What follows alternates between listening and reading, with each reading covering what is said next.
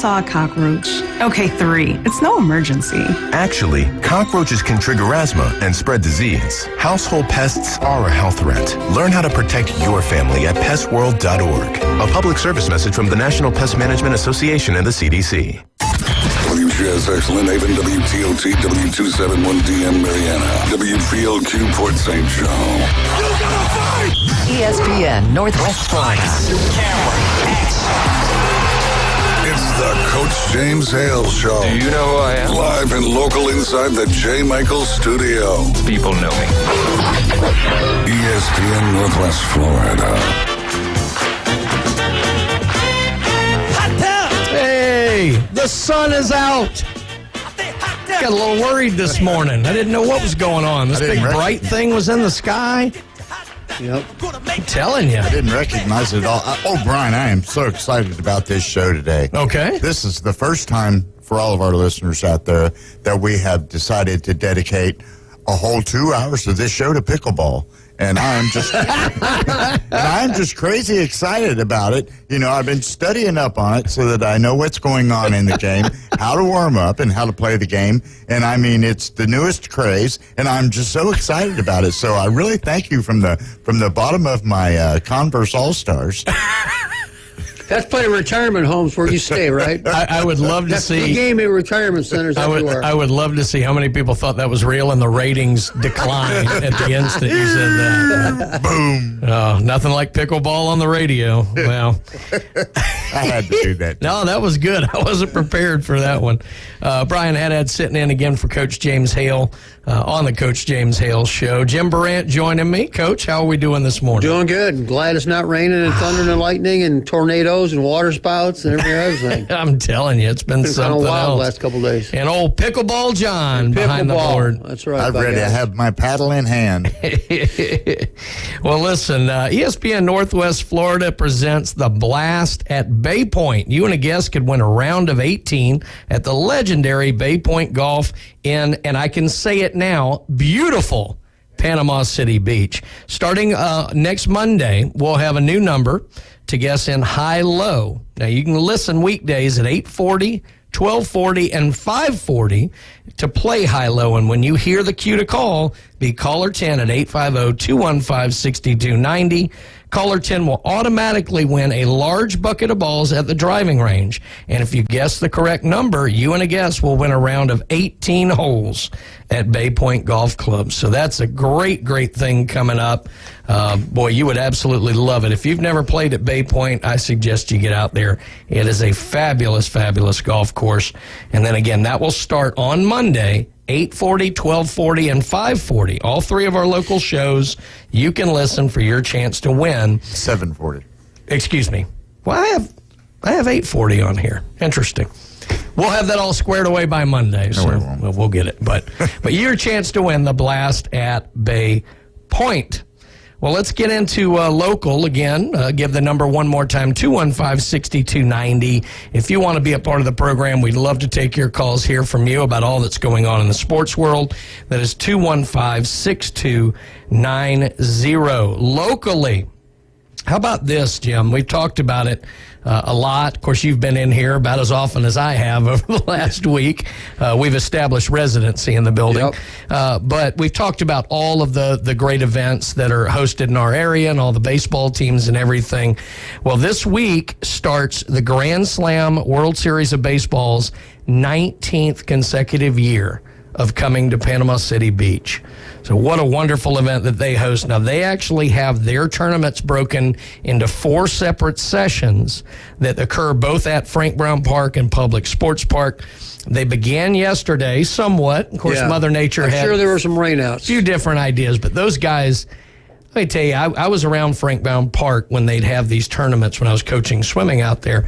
Those guys are masters at making a schedule work. I mean, they are really good at it, and it's tough with all the rain, and we know down here the rain can change in blink of an eye. And lightning, too, is the big thing. It's a big factor, too. So these guys are wonderful at it, but it began yesterday, and it will actually, the last week will conclude on July the 30th. Okay. So we're going to have the Grand Slam of World Series Baseball will be in town really for about the next 6 weeks. So welcome again. Welcome back to Panama City Beach for all of them, and good luck in your tournaments and everybody playing. We wish you the best and hope you have a great time here, and hopefully we can put some nice weather out there for you. So congratulations to them, and again, everybody involved who makes these large tournaments a reality, and all the hospitality involved in making sure that our visitors enjoy their stay and want to come back. Over to the hardwood, Gulf Coast State College men's head coach Phil Gaffney and his staff are hosting 75 youngsters this week for a boys youth basketball camp. That's boys ages 7 to 14. Of course, they go through all the fundamentals, everything they can learn. But the main thing that Coach Gaffney wants to instill in his campers is to have fun playing basketball. Right. We talk about that a lot, Jim, when we talk about more at the collegiate level, but even high school, it can seem like such a job. There's so much talk about the business of sports and giving yourself an opportunity. All of that's important, but don't you think a lot of times we forget to have fun and enjoy sport? Especially at ages 7 through 14. I mean, come on now.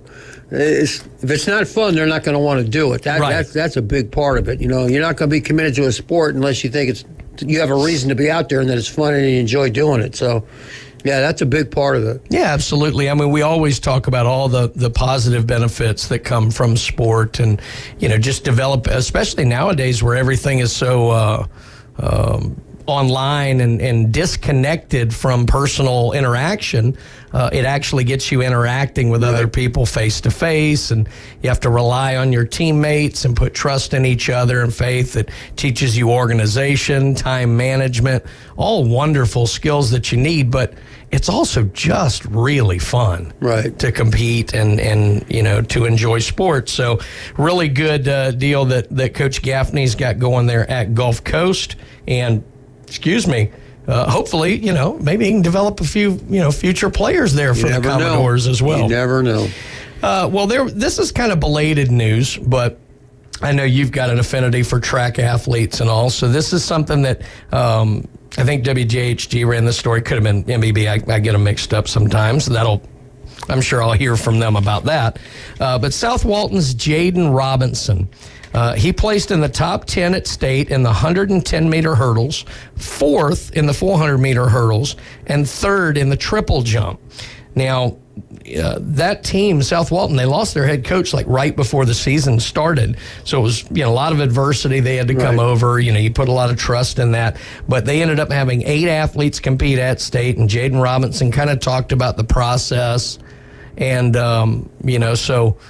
it was just kind of a nice story. It kind of got lost in the shuffle of everything around the end. So it was nice that they kind of went back and highlighted kind of the rough, beginning of the season South Walton had, but the wonderful end of the season, and particularly Jaden Robinson. So yeah, South Walton. I was lucky to be a long-term sub at Emerald Coast Middle School, which is the main feeder school for South Walton High School, and their facilities over there are at Emerald Coast Middle School. Mm-hmm. And if you've never been there, you've never seen it, oh my goodness. I mean, they were state champions in middle school track the year I was there. Yeah. They have phenomenal parent support. Yeah. They have a ton of people come out. They take it serious.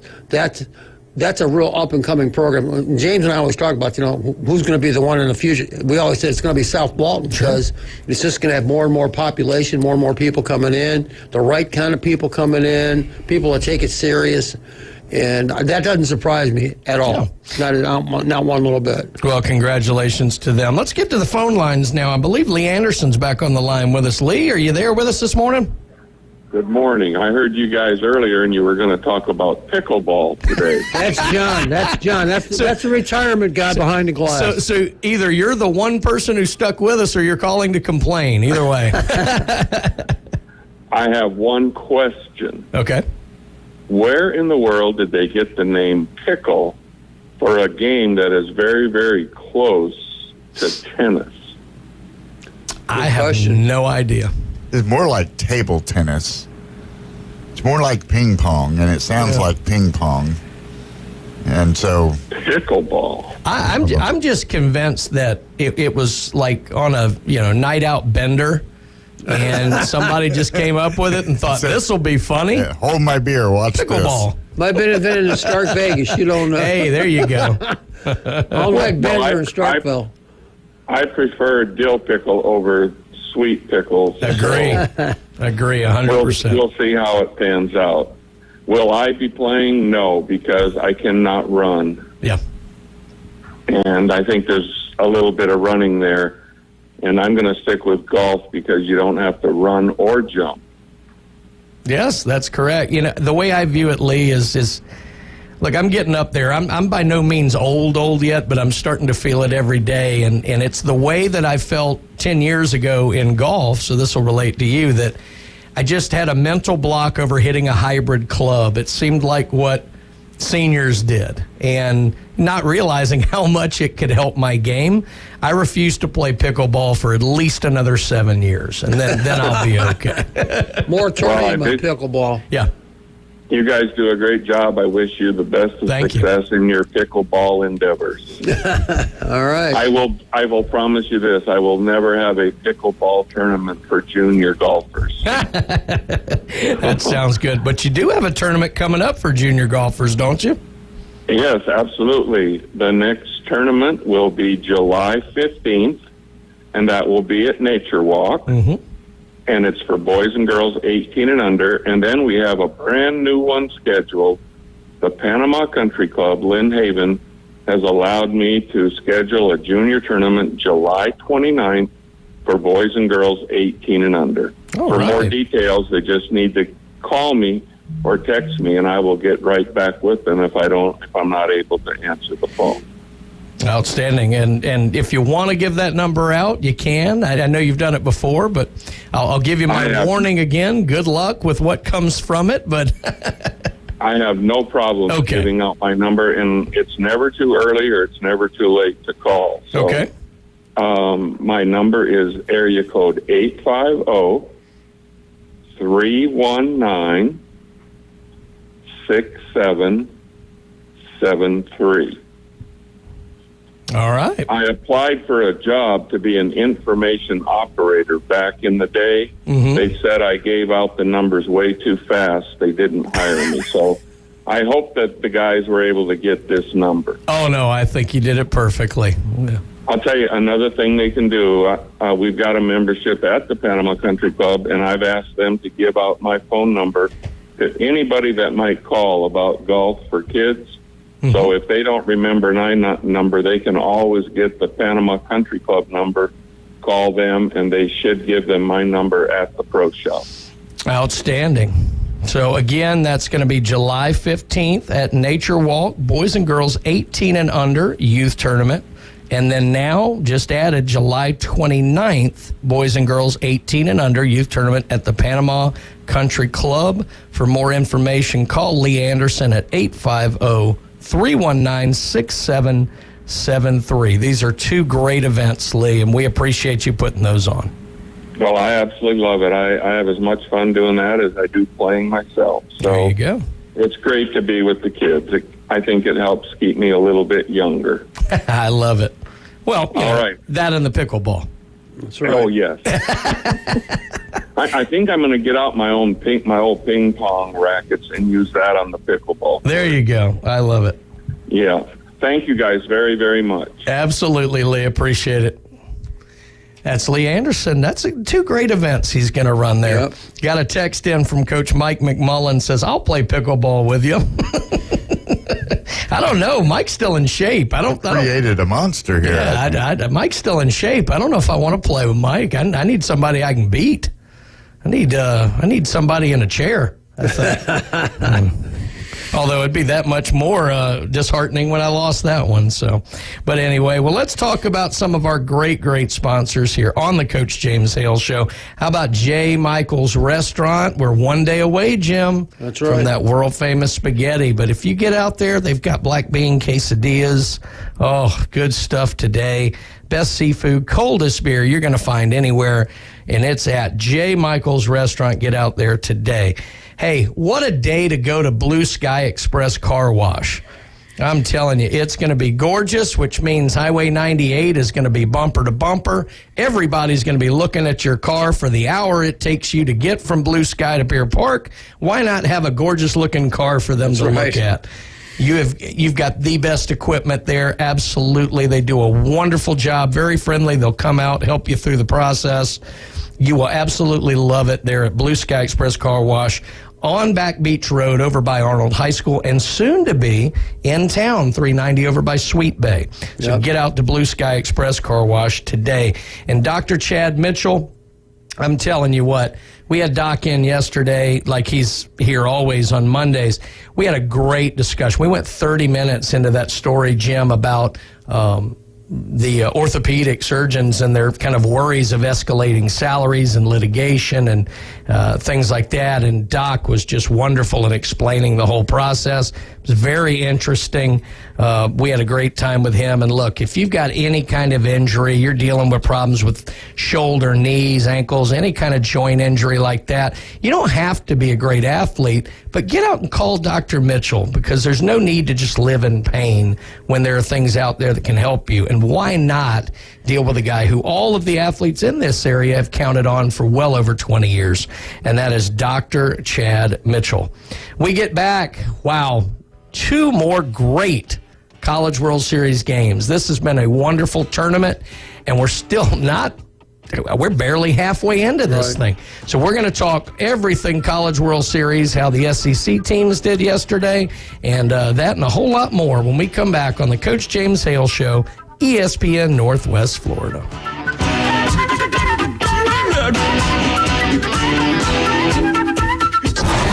ESPN Northwest Florida. The tradition continues. That ball is going to be out of here. The Atlanta Braves play here. Bombs away. The Atlanta Braves are back and making a statement. Head first slide, 2 RBI triple. Listen to Atlanta Braves baseball in a rich audio experience live on ESPN Northwest Florida. Here comes the thunder. Sponsored by Best Way Portable Buildings, Dave and Buster's, PCB Hobby, and Gulf Coast Aquarium. Good morning. This is Joanna on ESPN Northwest Florida with Tuesday's weather forecast. Possible thunderstorms and very light rain this afternoon and evening with a high near 86 and a wind between 10 to 15 miles per hour. A chance of thunderstorms and light sprinkles tonight and a temperature of 75. About the same tomorrow, around 82 with definite thunderstorms and heavy rain. Quite warm with a high around 83 and definite thunderstorms and very heavy rain Thursday. This forecast is brought to you by Earthworks of Northwest Florida. Thank you for tuning into ESPN Northwest Florida. Rely on it. Chuck was terrible at fishing. He spent many frustrating hours attempting to get results he saw from internet videos, aggravating trial and error fishing trips, and misguided advice from well-intended friends. Chuck is happy now with his newfound success after he visited Bay Breeze Bait and Tackle, where we keep fishing fun, simple, and successful. See us soon at Bay Breeze Bait and Tackle, located directly off Highway 98 on the west end of Panama City Beach. It's time for the 2023 Southern Lights Talent Event. We're looking for local artists, including singers, musicians, comedians, any family-friendly talent that wants to take their talent to the next level. $10,000 in cash, recording deals, Chipola scholarships, video specials, all going to talented people from all over the tri-state area. We're also looking for sponsors, people and businesses that want to support local artists and make an impact on their community. Auditions are going on right now, so check us out today at southernlights.cc. I don't always talk to Alabama fans, but when I do, I ask for large fries. Now back to the Coach James Hale Show on 104.3 ESPN Northwest Florida. Phil Collins and Phil Bailey. Well, Easy Lover.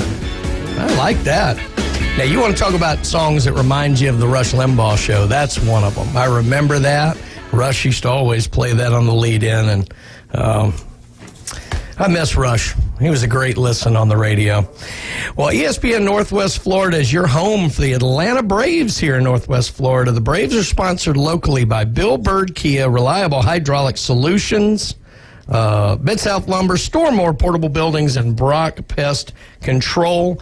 Braves are on air tonight. First pitch at 5:40. Braves take their 6-game winning streak on the road to the city of brotherly love, where they will start a series with the Philadelphia Phillies, who are playing well now. They're 4 games over 500 as well.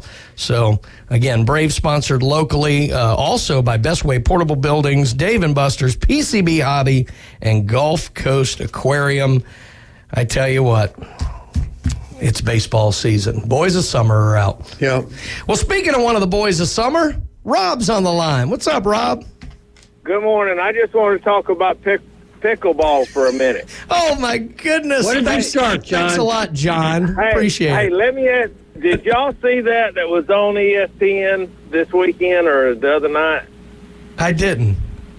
Yes. Well, if I know where it's called, why they call it pickle, because if you get in there and you think you're just going to pity-pat it across the thing like I've seen at these church socials and stuff, you're gonna be in a pickle. Maybe that's it. Hey, they had the first ones I watched. It was old cut-off tennis racket. Yeah. And now they have wooden paddles. Right.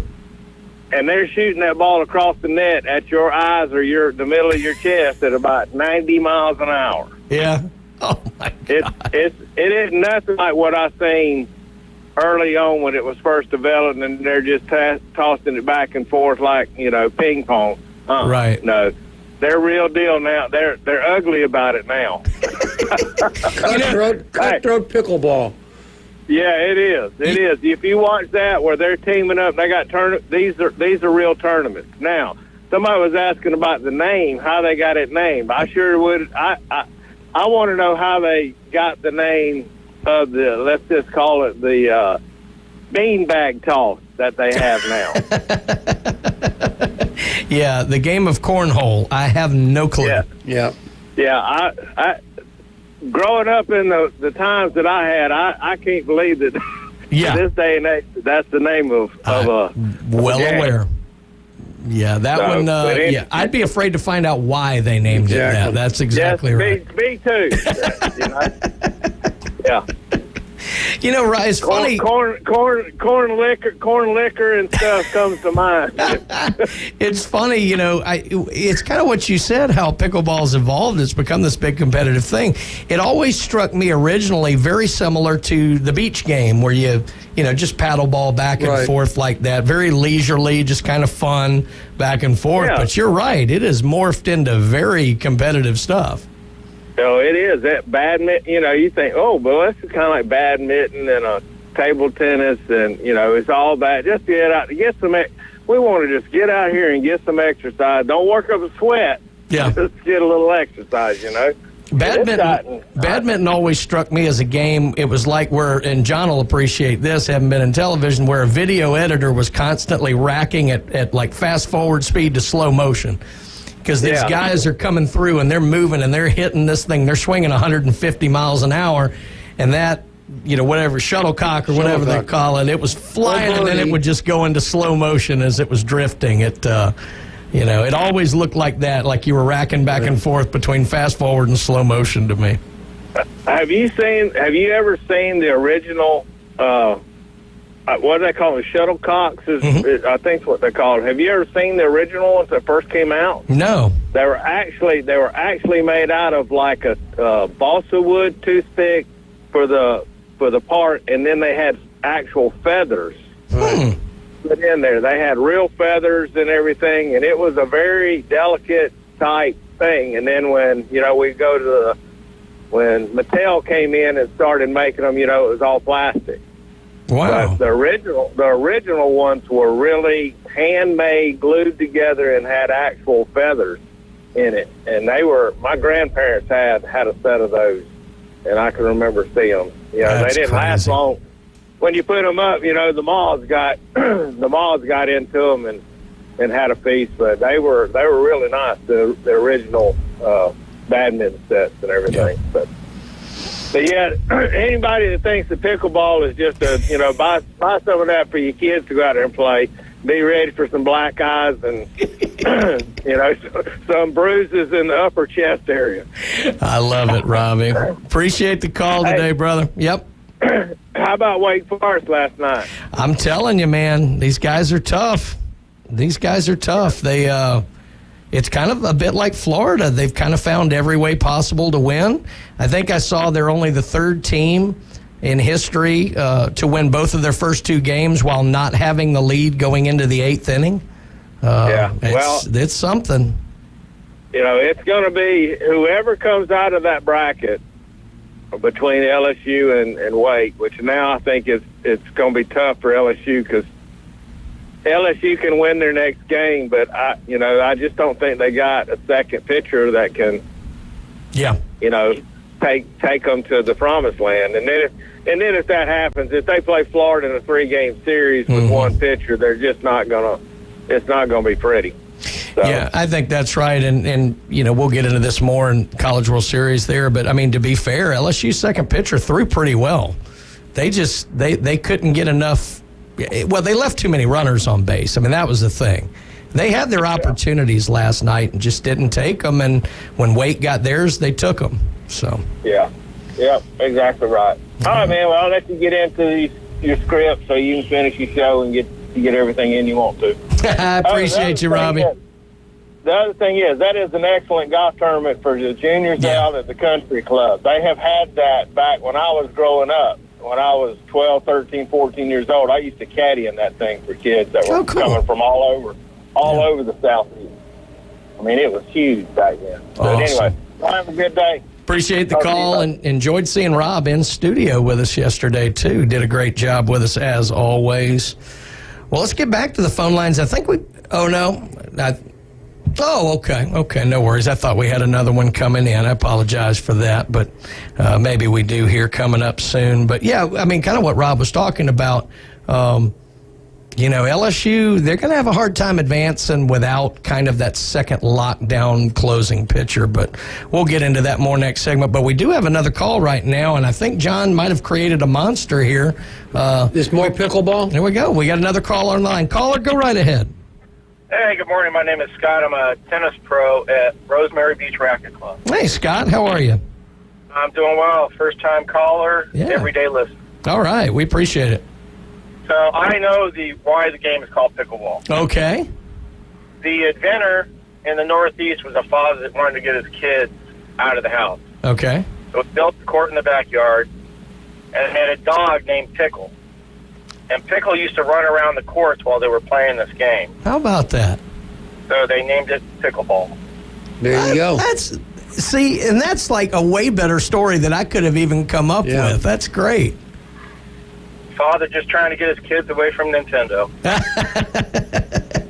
That is the Lord's work there. I'm telling you, get kids outside and playing. Absolutely right. So are you seeing, at Racket Club, obviously it's going to be a lot more tennis-based, but do you see a lot of demand for kind of pickleball, at your Racket Club and things like that, or is everybody still pretty bought in on tennis? Huge request for pickleball. We don't provide it at Rosemary Beach, but it's growing like gangbusters. It's a game that can be learned and executed in a couple hours of practice. Yeah. Where tennis is years. Oh, absolutely. Do you think the allure to it, particularly because it's still, even though it's not, let's say, an old folks game like it was kind of seen originally, but do you think the allure to it getting started, which was a little more in the senior community, that you didn't have to move around quite as much and everything, or what do you think was the kind of impetus behind it gaining its popularity? Well, I think it's twofold. I think one is it's extremely social, and it brings people together. Sure. And the other is you don't have to be in great shape to play it. And it's growing exponentially with the 20 to 40-year-old. Yes, it is. Yes, it is. And I love what you said about you don't have to move around that much. That sounds right up my alley. It's not like racquetball. No. And racquetball, I end up slamming into those walls way too much. Absolutely. But they're looking to grow the sport to 40 million within 3 years. Well, I was talking off the air. I mean, I still do a lot of work helping with some of the stuff going on out at Frank Brown Park, having coached swimming out there so much, and the guys tell me with the city that they get more requests to add pickleball and things like that than anything else out there. So you're right. It is definitely very popular and growing at an exponential rate. They're diehard, and I never thought I'd see a pickleball racket for $300. Well, how much for a pickleball racket?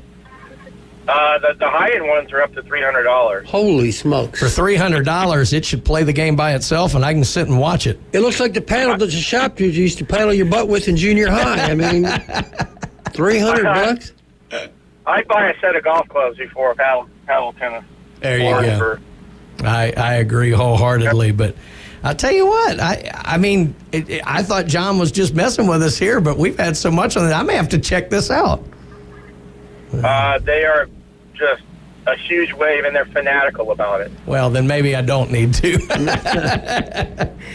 You might get swooped in. Yeah, there you go. Scott, I appreciate the call out there at Rosemary Beach Racket Club. Thanks for the call. Appreciate you listening, and call back sometime. Don't be a stranger. Pleasure was mine. Take care, guys. All right. That's Scott out there at Rosemary Racket Club giving us the origins of pickleball, which is way better than anything I could have come up with, which is wonderful. That would have been way down the list of how pickleball got its name. Who would have thought? Well, who would have thunk what you've created this morning? This is great. Oops. Yeah. Coach Hale going to finally come back. Maybe he will, maybe he won't. But he goes, what'd y'all talk about? Pickleball. I love it. Well, I tell you what else I love talking about. How about Rudy's Barbecue? Ethan, we're going to miss you, buddy. Just gives us a reason to get out to the state of Texas and see old Ethan. But I know he'd be happy being back closer to his Aggies. But did a wonderful job here getting the Rudy's Barbecue started here on Panama City Beach. 350-seat restaurant. Absolutely the best barbecue you're going to find anywhere, and they make the ordering process so quick and easy and friendly. You need to get out to Rudy's Barbecue today. They are the absolute best. Get out there and tell them you heard about it right here on the Coach James Hale Show. Chuck Tucker with South Oak Title and Closing. You don't want any hassles when it comes to the closings on your real estate dealings in this area. That's why all the top realtors in this area use Chuck Tucker. In your closing, you demand Chuck Tucker and South Oak Title and Closing. And Dr. John Ward, his Gators are flying through this. Well, I won't say flying. They've had to eke out a few, but they're rocking through the College World Series. I know he's happy about that. But look, skin cancer is real. The sun's back out today. I'm sure we're going to see just thousands upon thousands laying out. Make sure you apply sunscreen, reapply, be smart.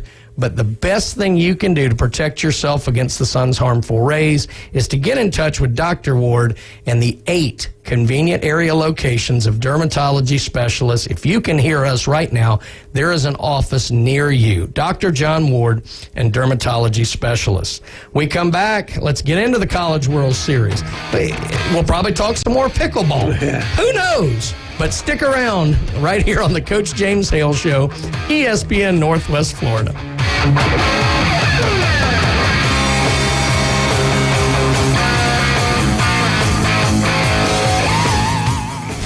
ESPN Northwest Florida is on location at Dave & Buster's.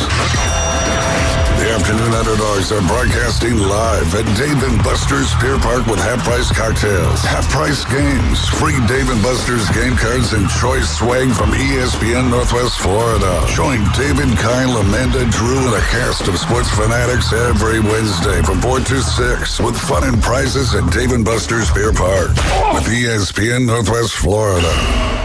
Are you tired of hearing 2 weeks when you call to get your boat worked on? Hey folks, it's Chris Kramer with Kramer Marine and Outdoor, and we'll get you in and back out on the water as quick as possible. We're a full-line Yamaha outboard dealer and Suzuki outboard dealer, and we have master-trained certified mechanics on site. So if it's just an annual service, electronics install, trolling motor install, or all the way up to a full repower, we can take care of you. So stop by and see us in the corner of Frankfurt and 23rd next to Bill Kramer GM, or call us at 850-851-0453. Are you thinking of doing a fundraiser? Well, Krispy Kreme Donuts next to HCA Hospital, 23rd Street, Panama City, and on the Ross Clark Circle in Dothan says, let's raise some dough. Earn up to 50% profit with a Krispy Kreme fundraiser in-shop or online. So let's raise some dough. At Krispy Kreme Donuts next to HCA Hospital, 23rd Street, Panama City, and on the Ross Clark Circle in Dothan. Ben and Deb Collins, owners of Bay Guns and Gear, have been in business since 2010, offering new firearms and accessories with a huge selection available for your hunting needs and personal defense. Turn to Bay Guns and Gear. They have the weapon for you. Discount pricing. And if you can't find what you're looking for, they'll special order it for you. Bay Guns and Gear, across from Grease Pro at 3115 Highway 77. Visit their website, baygunsandgear.com. ESPN Northwest Florida. The tradition continues. Lots of force on this one. Hello, Chop House. A 2-run homer. Now back to the Coach James Hale Show inside the J. Michaels studio. ESPN Northwest Florida.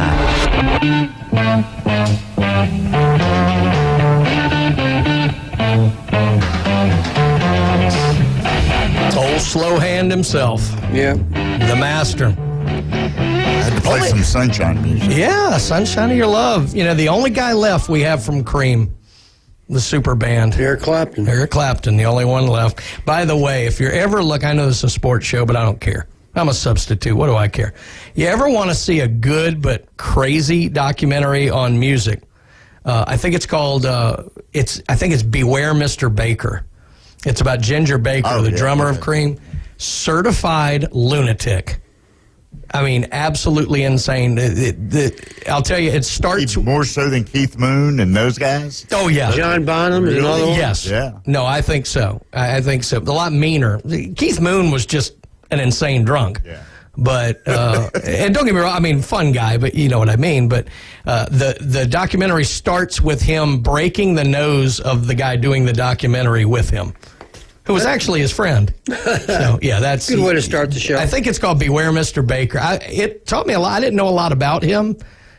Interesting life he led, no doubt. So, but, you know, unfortunately he's gone, but we are left with Eric Clapton. So anyway, that's enough on music today. We're going down the pickleball route with music, but you can rely on ESPN Northwest Florida for your weather updates, and for God's sakes, it's wonderful that we have a nice sunny day, at least right now.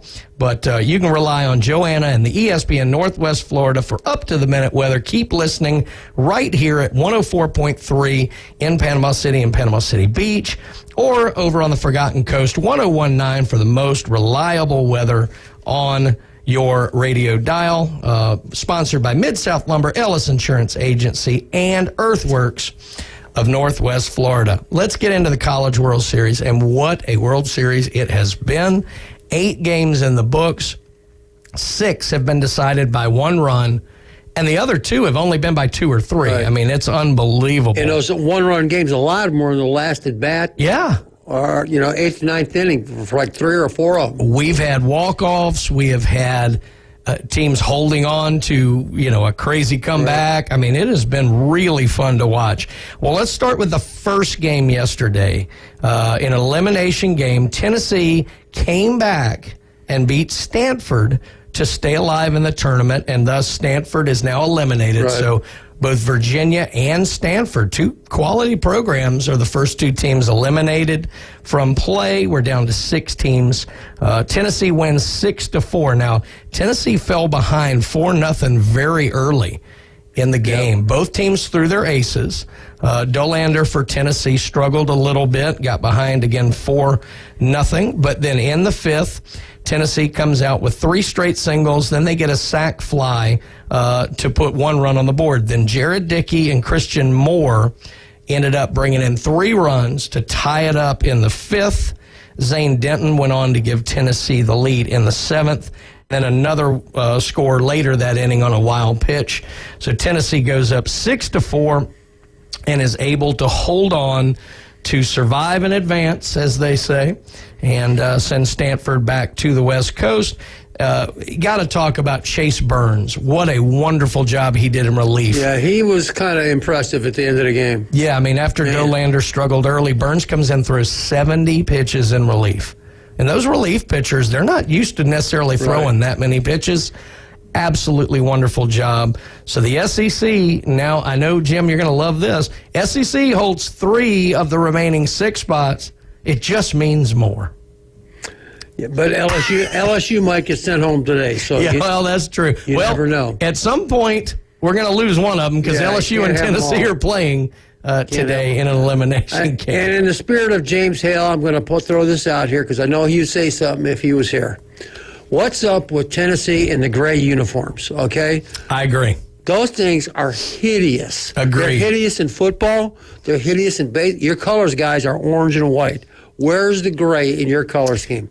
They're awful. I would, and like their softball team, when they played, their tops, were blue, like powder blue. It's like, you're not North Carolina? Like, what the heck? That's just me. Well, listen, as someone who grew up in a Alabama stronghold, as I did, and a big Alabama fan, we always said that the rivalry with Auburn was intense but playful with your friends. The Tennessee was hatred. So I do not and will never like Tennessee orange. I don't. It makes me ill. Every time I have to go to Knoxville, everything in that town is orange. It drives me nuts. Yeah. That being said, I agree with you wholeheartedly. Yeah, if orange is your color, lean into it. It should be orange or it should be white. Right. I don't like gray in general. Yeah. I hate it when Mississippi State occasionally will throw in something like that as an alternate uniform. And I understand a part of why they do it. It's marketing. Sure it is. Some marketing guys. Another jersey to sell. Another jersey we can sell. Exactly. I mean, I get it, but it's just like, man, it's just, I just don't like it. I got you. Well, like I said, if your color's orange and white, lean into that and stick with it. Be proud of it. But Tennessee is still alive, and so they will go on and play today. Now, the question of who Tennessee would get, we've already spoiled it early, but was answered in the final game, and it was a good one. Wake Forest and LSU, a lot of people view this as the heavyweight matchup, even though Florida is the number 2 national seed and my pick to win the whole thing. But Wake Forest and LSU certainly sport highly talented rosters. LSU got out on them early, got out to a 2-0 lead. Ty Floyd, who, we've always talked about LSU with Skeens is darn near unbeatable. Ty Floyd threw a good game. Yeah, he did. I mean, he went 5 innings. He gave up 2 hits, struck out 10, and gave up no runs. But he did lose control when we got into the 6th. I posted something last night, and I had somebody who I feel is pretty knowledgeable about baseball, and she said, what about the home plate umpire? I thought the home plate umpire last night in that second game was awful. Man, if you were a pitcher, you loved him because every low and outside he gave it to you. It was a strike. I mean, for both, if he was for both teams, it's like, come on, man. Well, the one thing I'll say, in having been involved in baseball for a very large portion of my life, and if I ever, look, I did swimming for 30 years, but if I coached what I knew the best and loved the most, it'd have been more baseball. What you hope for out of a home plate ump, look, you would love it to be an exact box all the time, every time, but at least you want consistency. And from what I could tell, his zone was very low and outside, but he was consistent. He was. So, that does take a little while as a batter to adjust to, but as long as the home plate ump somewhat stays consistent, that's kind of what you're looking for. Yeah, and I didn't really care who won either way, but it's like, that was not a strike right there. It was like, and both teams are looking at the guy like, what? Well, maybe he had a crick in his neck, and that seemed normal to him. That's a strike? What? I just thought the home plate umpire was, but like you say, he was consistent. Yeah. He did it for both. That's the most frustrating thing, certainly as a pitcher, and even with a hitter, is if you have no idea where that zone's going to be from one pitch to the next, that drives you insane. That's when you see people losing their minds. Right. But no, you're right about that. And then Floyd, so he pitched 5 great innings. He lost control in the 6th. He walked the first 3 batters. Right. So that wasn't very good. LSU brings in relievers. They end up getting a couple of Wake gets a couple of scores to tie it up in the 6th, and then ended up taking the lead in the 8th when Lee Singleton Corona go up 3-2 and held on to win. For LSU, Tommy White had an RBI single and then scored on Trey Morgan's triple back in the 3rd, but LSU just stranded too many guys. They had on base. chances. They definitely did. Well, in the 8th, so when it was tied 2-2, they go into the top of the 8th. LSU had runners on 1st and 3rd with nobody out. We were talking about this earlier. Right. The play of the tournament to me so far, I certainly agree. defensively. I wish I could remember his name. LSU hits a little chopper to the third baseman. And so you got to remember, the third baseman's throwing down the line to get the runner at home, and the runner is between him and the catcher. And if you watch, he double clutches, which there's no time to do this. No, it was and a great throws play. a hopper under the runner. It's a great play by the catcher, and the catcher makes a wonderful tag. Yeah, that was a great play. That was a huge play to make, because a lot of people will just go for the force out maybe. I don't think he had time to turn the double play, but you certainly don't want to give up a run in the 8th. But I can tell you, having played third base, what too many people would do is they would see him in the way, they'd throw high on purpose to miss the runner, and then the catcher can't get down to make the tag. Right. So the way he threw that ball was it was a great genius. play. It was really, really. I think the catcher had the winning hit too. Did he not? I'm not sure. I think he did. Yeah, I'll have to go back and look at that. I think he did. So Wake Wake is now 7-0 in postseason play. Right. They have yet to lose in the regional, super regional, and now through the College World Series. But they've been hard-fought games. They've had to come from behind close. twice. So Wake goes on through to the winner's bracket. Today's games, we've got TCU and Oral Roberts at 1 in an elimination game, and then the nightcap will be that LSU-Tennessee rematch at 6. Winners advance, losers go home. We will lose an SEC team, but by the end of tonight, we will be down to 4. So it's starting to get closer and closer. Getting closer. Tell you what. So TCU Oral Roberts winner gets Florida. LSU Tennessee winner gets Wake. Well, it's been exciting, and we look forward to today's games as well. Let's talk about some more of our great sponsors here on the Coach James Hale Show. How about Paparazzi Gourmet Deli? 3 restaurants in one. We've talked about the deli. We've talked about the bakery. That pizza, oh my goodness. They are huge, good, solid New York pizza. I love absolutely one of them. Going for their lunch special. A couple slices of pizza is bigger than some whole pizzas you get at certain places. Big John and the crew, they do a wonderful job down there. It's on Thomas Drive down near J. Michael's. Get out and see them at Paparazzi Gourmet Deli. Max Fit Sports Nutrition. You want to look better, feel better? You want to get bigger, stronger, faster? You need to get up with Jason Kovaleski and the experts at Max Fit Sports Nutrition. There you can try it before you buy it. They've got wonderful products. They're extremely knowledgeable. They can put you on that in-body system where they can tell exactly what you need, where you've got to improve yourself, and they just do a wonderful, wonderful job at Max Fit Sports Nutrition. Now with 2 locations, one in Pier Park North next to Dick's Sporting Goods, and now the new one in town at the Del Coronado Center right next to Granny Cantrell's on 23rd. Get out there and see them today.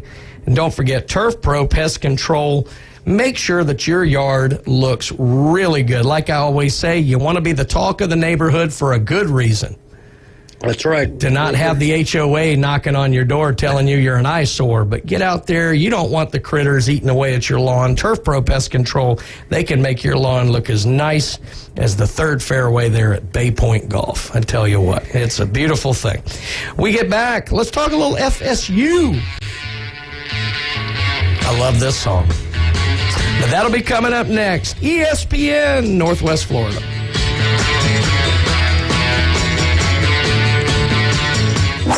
ESPN Northwest Florida presents The Blast at Bay Point, starting Monday, June 26th.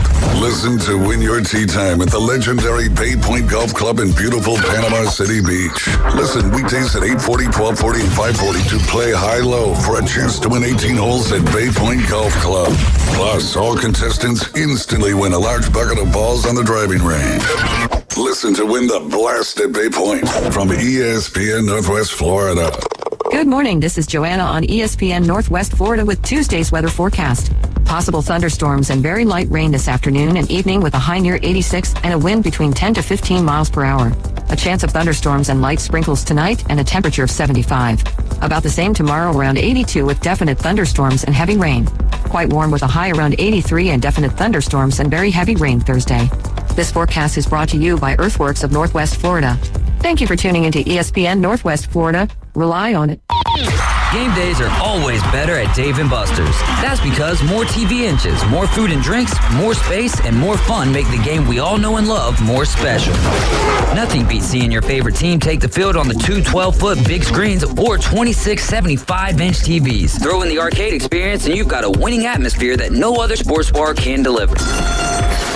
Follow the fun at Dave & Buster's Panama City Beach on Facebook and Instagram. Eat, drink, play, and watch sports at Dave & Buster's. Sykes Concrete has been in business in this area since 1947, and 3 generations later, they're still going strong. See Sykes Concrete for dirt, sand, rock, and concrete. They can handle any size job from the smallest to the largest. Sykes Concrete pays CDL truck drivers some of the highest wages in Bay County, making $50,000 to $75,000 a year, including holiday and vacation pay, plus health insurance. See Hugh Sykes at Sykes Concrete, 8030 Highway 77 on the right, just north of Southport Elementary School. For everything in the world of golf, it's the Watson Report. Thursdays at 4:20 with Alan Watson from Golf Plus. ESPN Northwest Florida. Now back to the Coach James Hale Show inside the J. Michaels studio.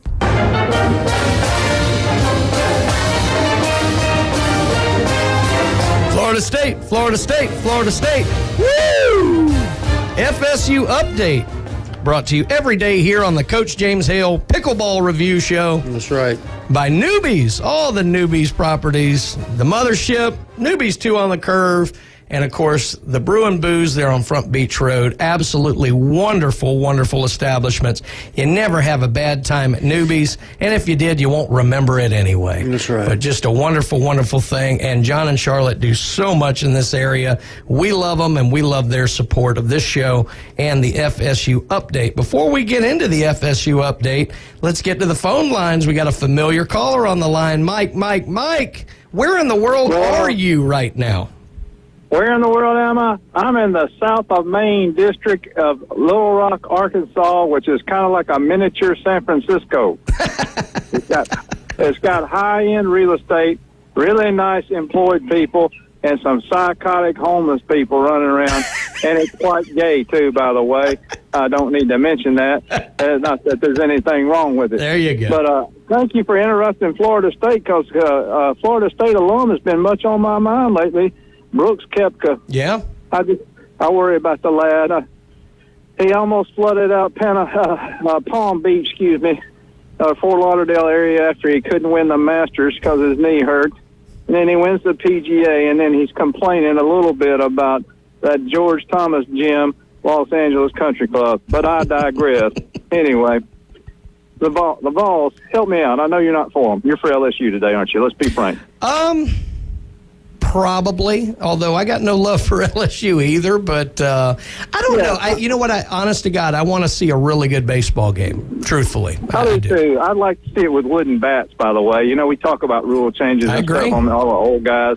And I mean, come on. Let's see. These baseball programs are rich enough to afford wooden bats. Sure. And it's a renewable resource. It's green. Aluminum, we have to get the bauxite from Jamaica, and then we smelt it.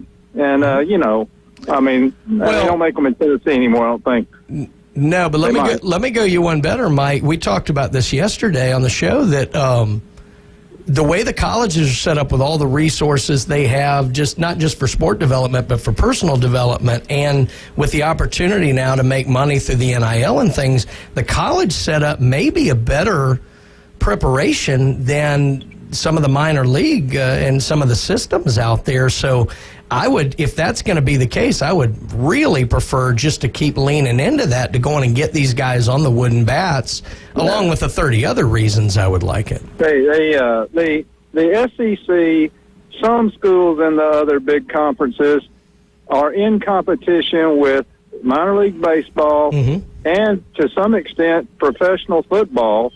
And, here's the deal. I mean, if they don't go to 18-game season or something like that, if you're a running back and you're making whatever on NIL, you better off staying in college. True. True. They might take better care of you than the NFL does. But I digress there, too. Anyway, hey, what's happening on the Florida side of the draw up there in Omaha? Hey, we're not getting any coverage over here about that. Yeah, Florida, they held off kind of a late rally by Oral Roberts the other day. They won, so they're going to be in the winner's bracket finale there, and they're going to play the winner of Oral Roberts and TCU play today. TCU eliminated Virginia the other day. So Florida, they've gotten through, but it hadn't been easy. It's been 2 one-run victories. One, they had to come from behind. And they had to mix up about going visiting the mound, and they had to take the relief pitcher out. I've never seen that. Yeah, that was a big deal because Florida lost their best relief pitcher because their coach had gone out to the mound too many times. Yeah. It's like, why doesn't somebody keep track of that? That's right. Coach Jim, there's bad coaching at every level. You know that. No, I know. One of the Big Ten schools, all they got to do is build a 10,000-seat indoor baseball stadium. Ohio State, Michigan State, Penn State. Maybe, why wouldn't Iowa try hard? I mean, they're real close to Omaha. Minnesota, they got the resources. As soon as they do that, they could be right there in baseball. And all their good players wouldn't come south. I never thought of that, but that's about what it would take because the weather up in that part of the country is awful in the spring. So that would be a solution, but I don't know. I guess it just doesn't mean more. I use James Hale's line. I guess it doesn't mean enough. Hey, there's a truism to it. I mean, it sounds like it's... I know. You're right. Bragging, but it's true. I mean, gymnastics means more to some of the schools in the SEC, not all of us. Right. But anyway, it's great to be alive and in the South. And I'm sorry about your weather down there, but what an amazing rescue offshore. But folks, as an old Coast Guardsman, don't take stuff that you take out on Logan Martin or Seminole or either one of the Lake Eufaula's now in the SEC's footprint. Don't take them out in the ocean. Yeah. The Gulf is the ocean. Now, if that had happened off of Daytona Beach or Ocracoke, where there's a breaking bar, there'd been some dead people. Yeah. That's just all there is to it. And I'm following the sub report, but, I mean, I wasn't in the Coast Guard when the Edmund Fitzgerald went down up in Lake Superior, but I served with 2 guys who were right there at, as they would have said in Montgomery, Salty Ste. Marie, but Sault Ste. Marie, which handled the case. And these people, the sub, are likely dead. Now, we're still in search and rescue. We still got about 38 hours left. Right. But it's not just search and rescue. It's search, find, then rescue. Yeah. And that's what the C-130s are looking for out there. And some people may say, well, why aren't the Canadians looking for them, which they are? And why is the United States looking for someone off a Canadian vessel in international waters? Well, don't forget, the Canadians held our hands through the China Strait a couple of weeks ago with one of their ocean-going naval vessels. So let's cooperate and get along with our allies, what few we have. That's right. Love you guys. Hope the best. What is James? Is he at the SEC? Is it SEC meetings, or he's not doing that? No, he's on family stuff. I think they had a reunion up in Tennessee, and I don't know if he's still there. He might have stopped in to see Jamie. Jamie wasn't able to go up, so he might have just stopped in to see Jamie. But Coach will be back on the show Thursday morning. I got one for John real quick. My lovely daughter finally gave me my T-shirt the other day. John says, does your T-shirt fit? And I'm like, what T-shirt? I mean, I didn't tell him that, but I'm like, but she did. And guess what? She's got tickets to the PGA at Valhalla next year. Oh, okay. Here's how she informs me. She goes, I got tickets to the U.S. Open next year. I said, you do? She said, yeah, it's at Valhalla. I said, no, that's the PGA. Yeah. She goes, whatever. And this is a state tournament golfer. She gets tickets and you get a T-shirt. What's wrong with that picture there, Mike? Hey, I'm going to weasel. I had tickets to see Tiger and the Bob May playoff and gave them to 2 employees of mine back when I was a nice guy, back before I turned mean. And also, I'd already let 2 of my honeys off that weekend, so... And I really didn't know I was going to get the tickets till the last minute. Yeah. But I saw Kopeka, or Kepka, as we call as his real name is. Right. I saw Kopeka at Belle Reve. I was there at that one. Okay. Ooh, that was a hot one. Now, y'all take care. Bye now. All right. Appreciate you. Valhalla's up there in Louisville, right, John? I think that's correct. Yeah, up there in Louisville. Yeah. I'll tell you what, that's something that is funny. He was, whatever. It's the same thing. But anyway, There's our FSU update. Thank you, Mike. Jim, you got anything real quick just to throw What I was going to go over until we got interrupted, but it wasn't pickleball. No, that's right. We love Mikey. Is that Florida State has hired a new pitching coach. His name is Micah Posey. He's from Tallahassee. He played at North Florida Christian. If you know anything about sports in North Florida, that's a real powerhouse in just about everything. His dad coaches there, His dad is the AD and coach at North Florida Christian. Micah Parsons was the baseball pitching coach at Dallas Baptist, which is a small little program, but who has made the playoffs like 2 or 3 Yeah, they were in a regional this year. Yeah, they're really, really good. I looked it up. I'm talking about Micah Parsons. Now, he was also... Micah Posey. Yeah. He was also... Posey, I'm sorry. Yeah, I was going to say, Micah Parsons played for the Cowboys. Yeah, Micah Posey. I'm sorry. You're right. Anyway, he was a pitcher in the minor leagues. He got drafted right out of high school. He had about a 500 record, about 60 decisions in minor league baseball. So, obviously, he knows... He knows about baseball and pitching, and certainly that was Florida State's issue this past season was pitching. So hopefully, another Tallahassee grad coming back to the fold, and maybe he can get things straightened out and get them going in the right direction. That plus, if they can get a Paul Skeens like LSU got to transfer in, that would help too. No doubt at all. Well, good deal for FSU. Hopefully we're going to have better things in FSU baseball next year. Can't be a whole lot worse than it was this year, but that's all right. We're going to look at it from the positive side of things. Well, good deal there, Jim. Appreciate it. And thanks to Newbies for sponsoring our FSU update and our call from Mikey today. We appreciate that, and make sure you get out and visit those fine folks at Newbies here this week. When we come back, we're going to get into some Alabama. Jim is so excited he can't contain himself. That's right. Now that's all coming up next on the Coach James Hale Show, ESPN Northwest Florida.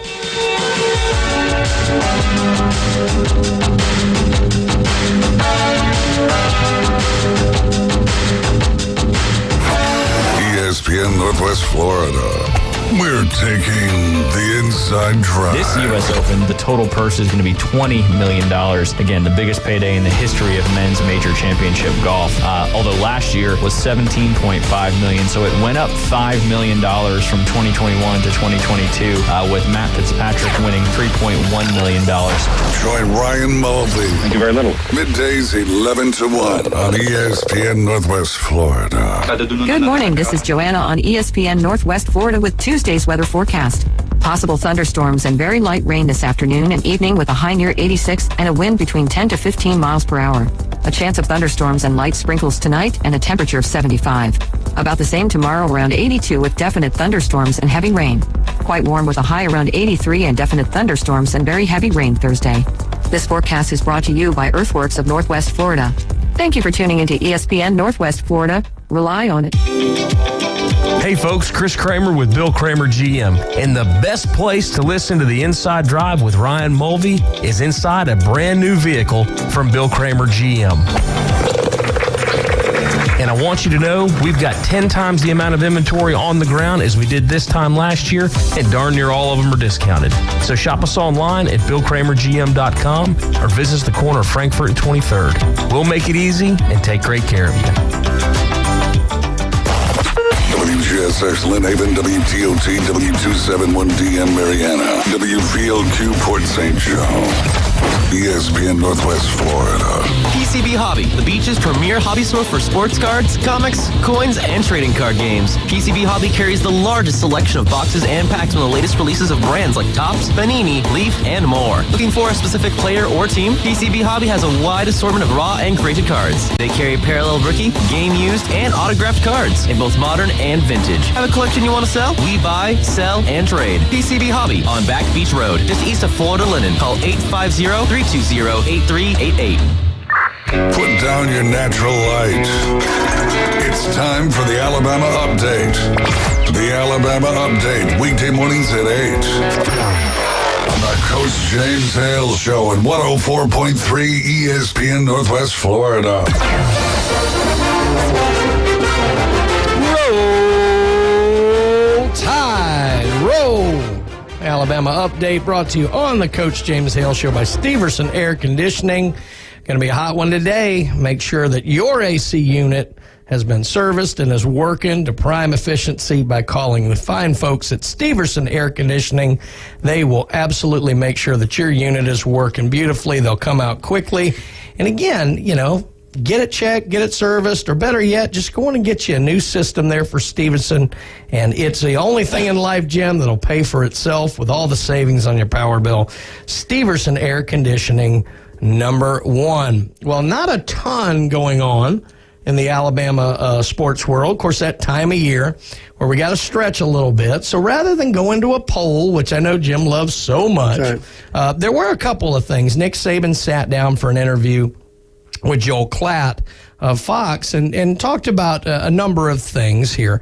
And one of them was the notion that all of Nick Saban's national comments are designed to give Alabama advantage. And look, I'm sure there's some of that and things, certainly as it relates to who should be in the playoff and who isn't. I mean, you'd be upset of him if he didn't advocate for his program. But he did say, look, I look at the sport and the big picture of the sport and what's best for the sport. Not just for football, but what are the consequences of some of the things that we're doing now? And if we continue down this road, how it impacts other sports. That's probably predominantly money distribution, NIL, the worry about losing Olympic sports, things like that. Saban, big fan of many sports, most notably basketball. Loves to go out and play pickup basketball. Right. So I believe that. I think that's important. He continued to create opportunities for people to get an education and better their quality of life down the road for a chance to compete as college student athletes. So, kind of shooting back at that notion that everything is, specifically to advantage Alabama. Now, talked a little bit about parity and was there a need for parity in college football and this, that, or the other? And he said, look, parity creates a lot of excitement, but I think it's harder to do in college football because we have so many different teams, as opposed to maybe the NFL where very similar setups and things like that. But he says, look, the fundamentals are different at the University of Alabama as opposed to maybe another school. The money's different. The dynamics are different. The investments that are made into athletes and the program are different. Boy, is that true. Yeah, that's the truth. And then the value created for athletes is different. So it's not all the same. Thus, parity would be a lot more difficult. Didn't really say he wanted it. Right. But I think his points are correct. Yeah.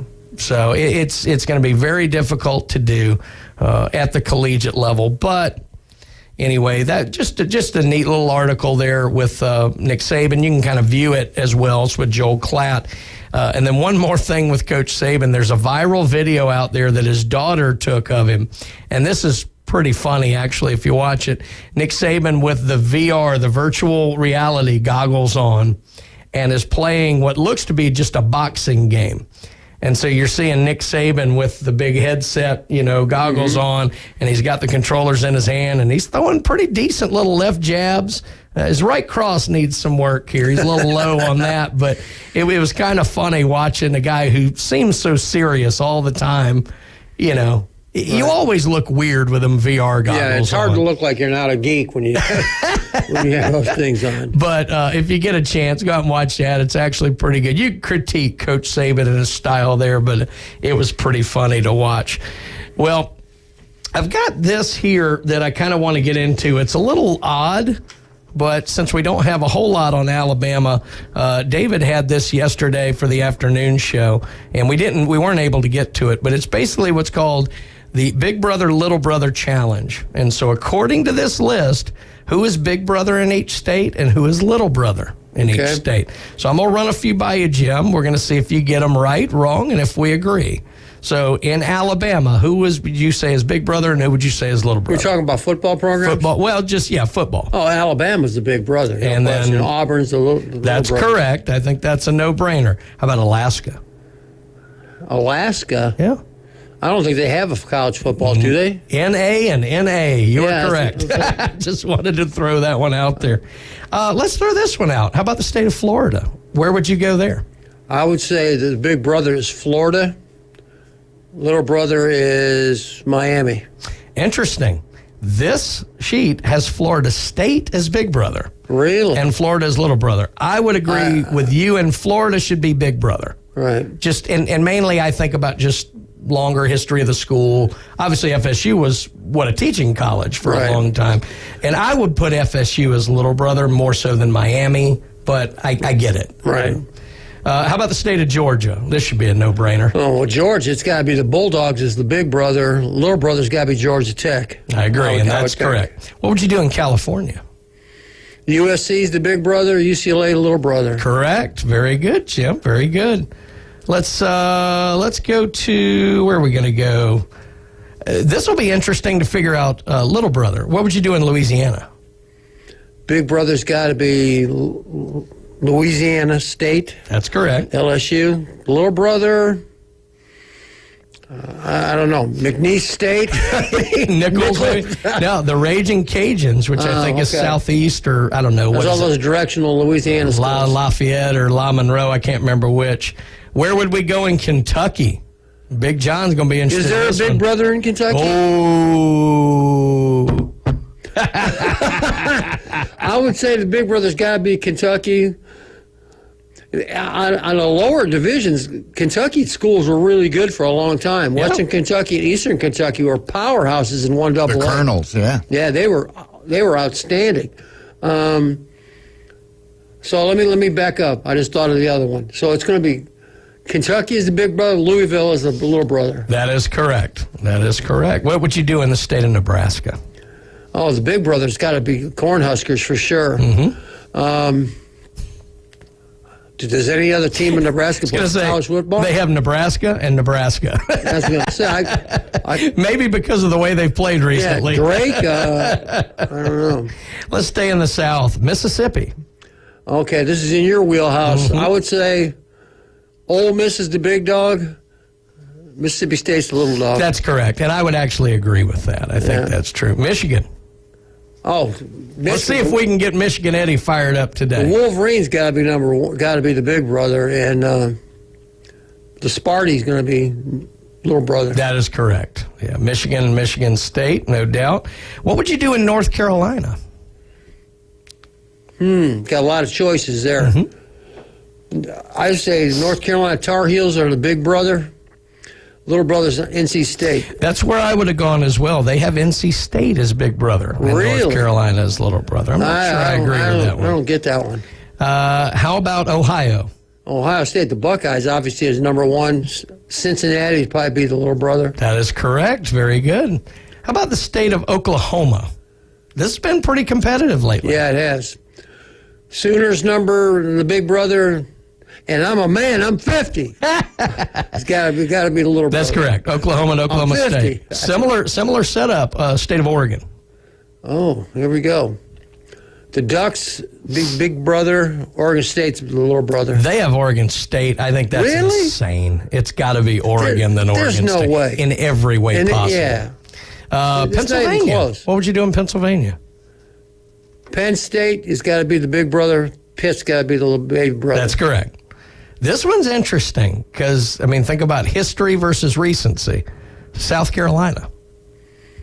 Clemson is number one, the big boys, Dabo. And the Gamecocks.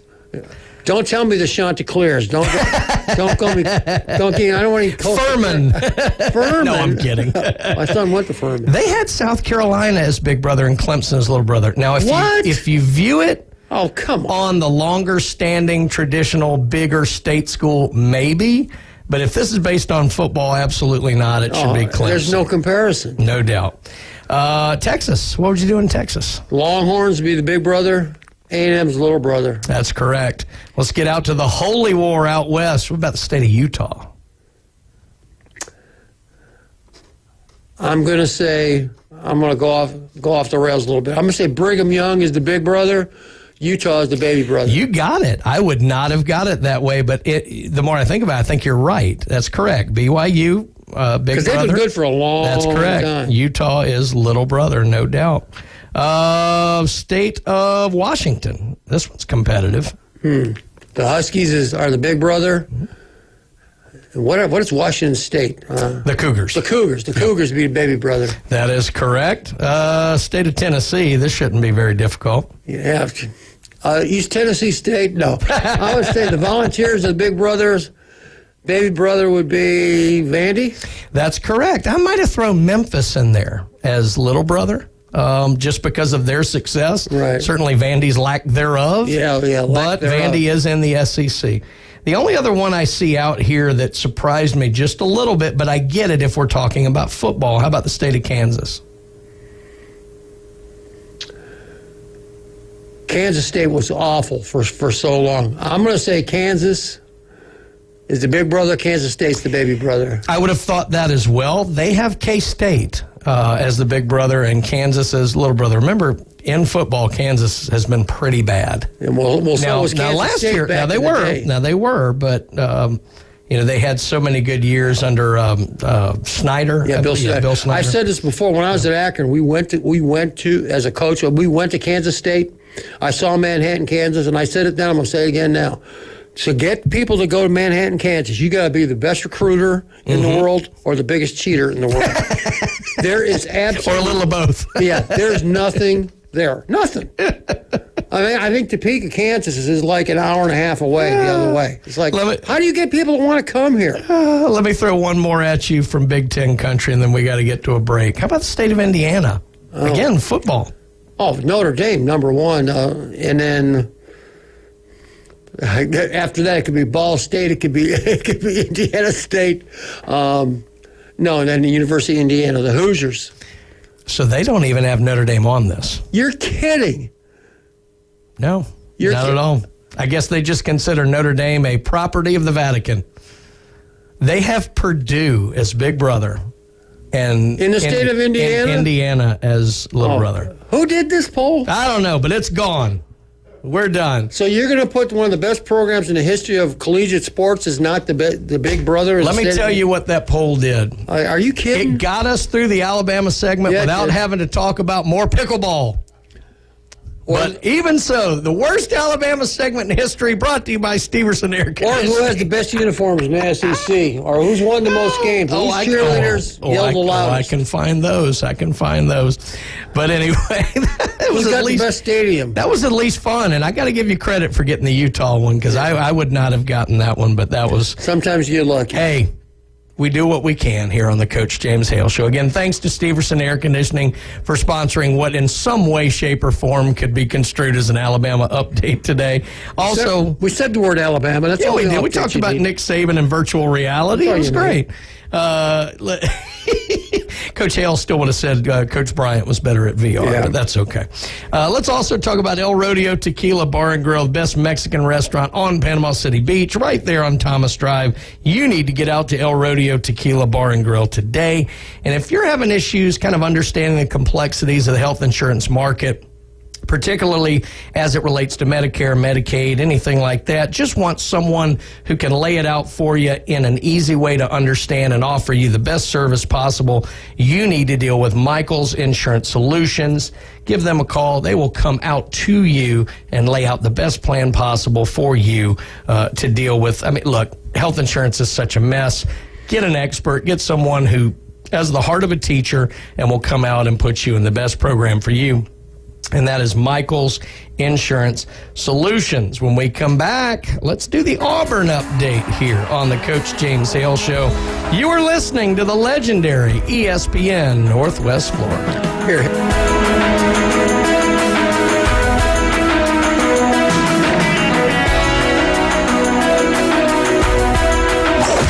ESPN Northwest Florida presents The Blast at Bay Point, starting Monday, June 26th.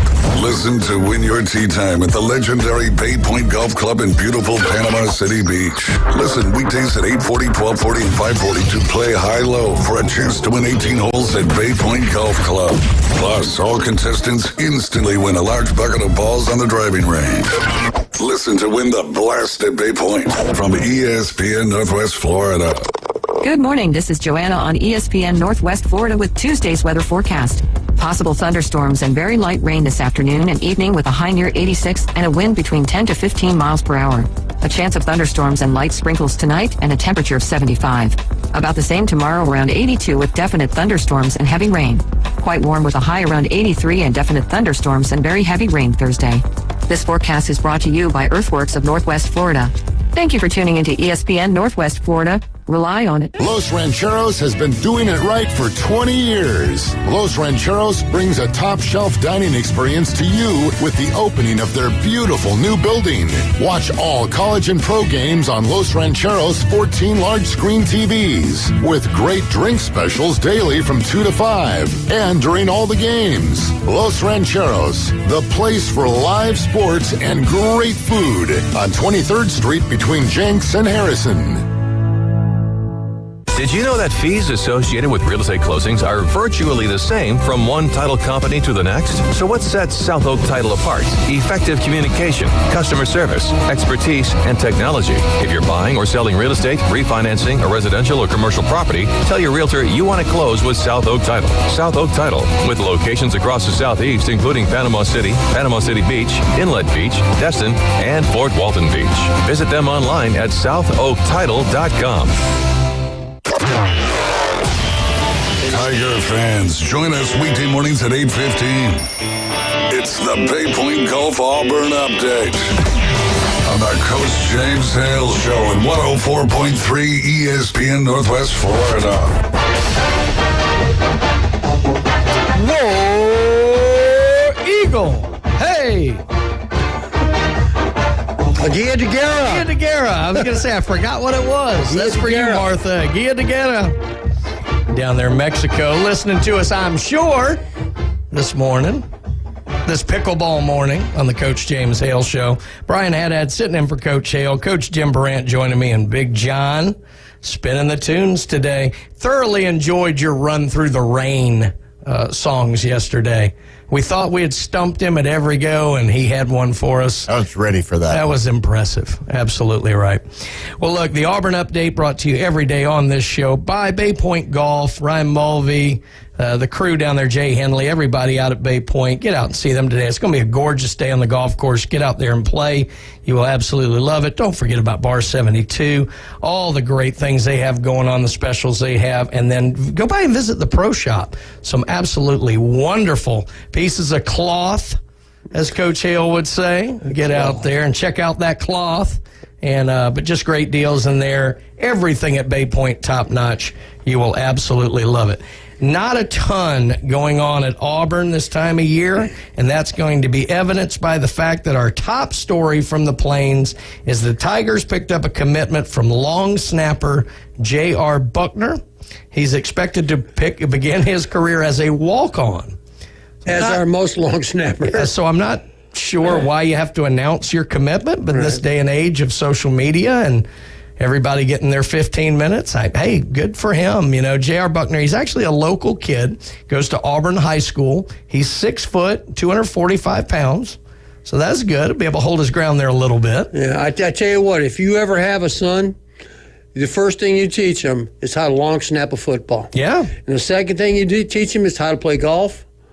Yeah. And maybe tennis. There you go. So you don't have to beat your brains out, because especially long snapping. I mean, that's a way to get a scholarship. That is a way. Well, interestingly enough, Buckner chose to stay at Auburn instead of, he had a scholarship offer from Louisiana Monroe to go be a long snapper. But, you know, you understand this growing up in Auburn. He says, I grew up wanting to be an Auburn Tiger, and just getting an opportunity to do that, put on that uniform, just means the world to me. So absolutely, you know, congratulations to him. That is kind of, I mean, we make the jokes about long snappers committing, but look, that's cool, you know. A guy gets to be an Auburn Tiger. Yeah, it does. That's neat. And nobody pays attention to him until he snaps it over the punter's head or over the holder's head, and then, where's their long snapper? Oh, yeah, it's one of those things. It's an important job. It really is. It's one of those things. You don't realize the importance of it till you have a bad one. Till you got a bad one. That's exactly no doubt right. of that. Auburn has 8 scholarship players committed. Obviously, this is a walk-on, so it won't change this. But the group sits at number 29 nationally, according to 24/7 Sports. Still early in the process, but Hugh Freeze certainly hitting the ground running.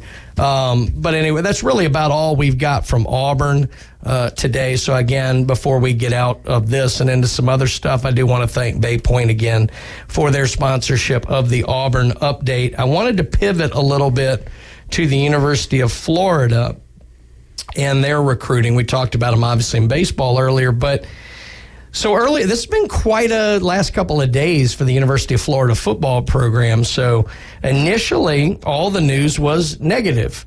Florida lost on a big quarterback commitment. Now, Jim, we talked about this off air. This was interesting because this kid, Austin Simmons was his name. He was one of the top quarterbacks in the 2025 cycle, had been committed to the University of Florida, and he's now flipped his commitment to Ole Miss. So if 2025, that means he's a junior. Yeah. He's a junior in high school, right? Well, yeah, going to be. Yeah, a rising junior. Yeah, rising junior. Right. So 2025 class, rising junior.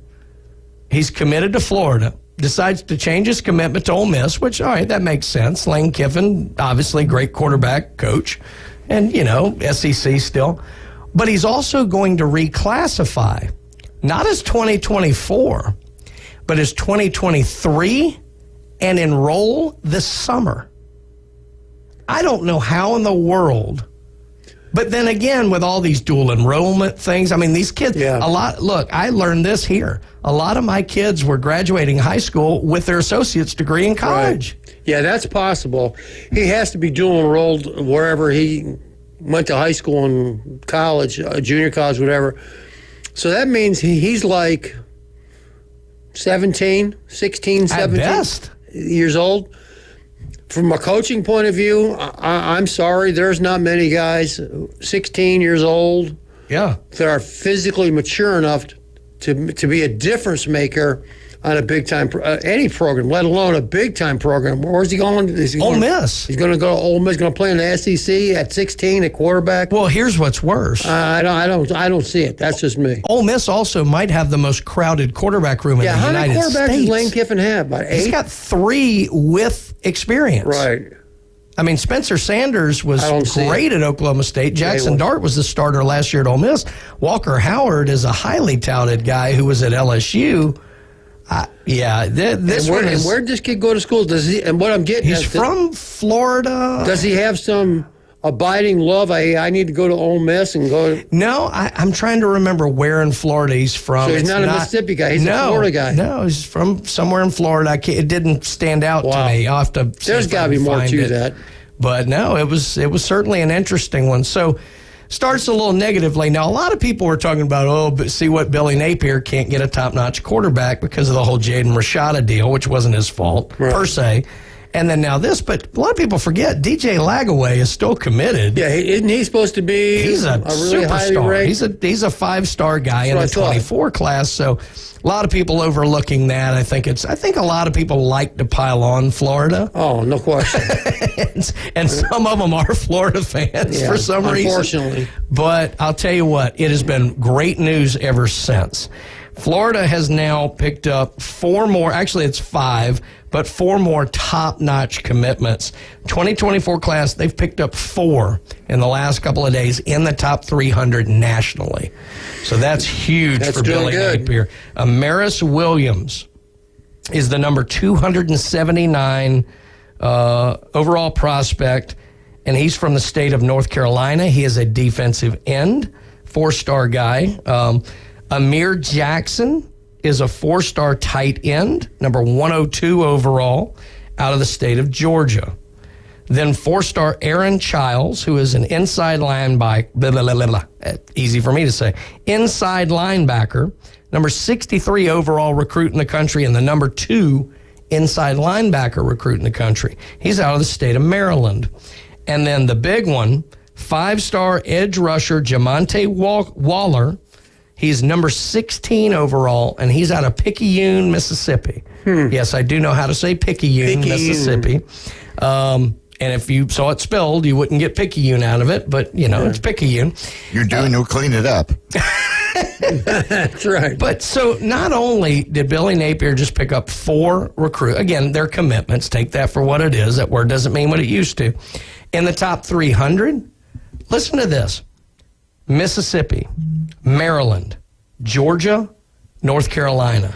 Well, as you were talking, I was sitting here thinking what a difference that is from the I don't know if it was real or not, but the public perception that Dan Mullen was not a good recruiter and really wasn't that interested. That's the kind of the vibe that he gave up. Truth be told, I think that's part of the reason why they made the change, because Dan Mullen was kind of giving off like, I'm not really into that recruiting thing.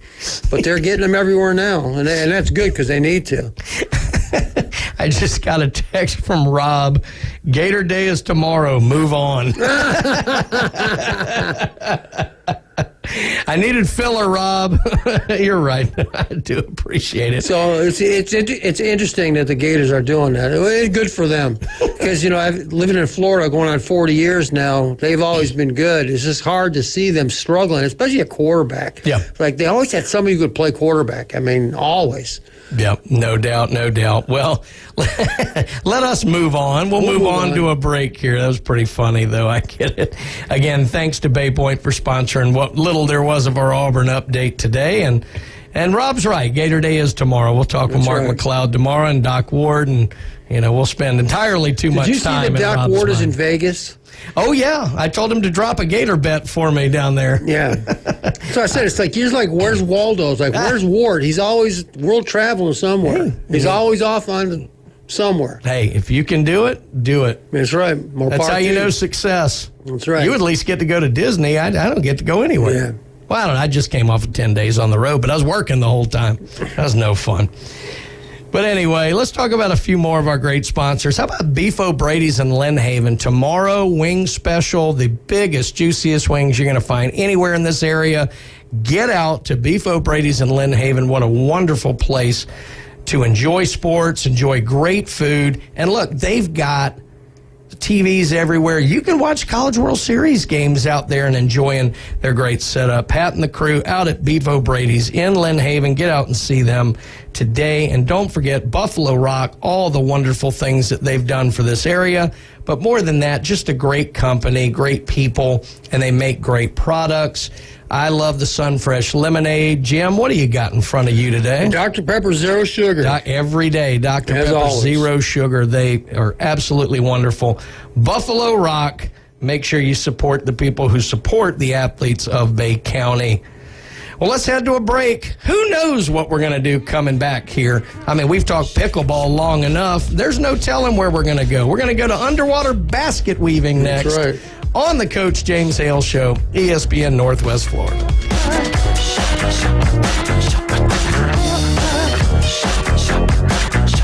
The new app from 104.3 ESPN Northwest Florida is designed specifically for sports fanatics like you.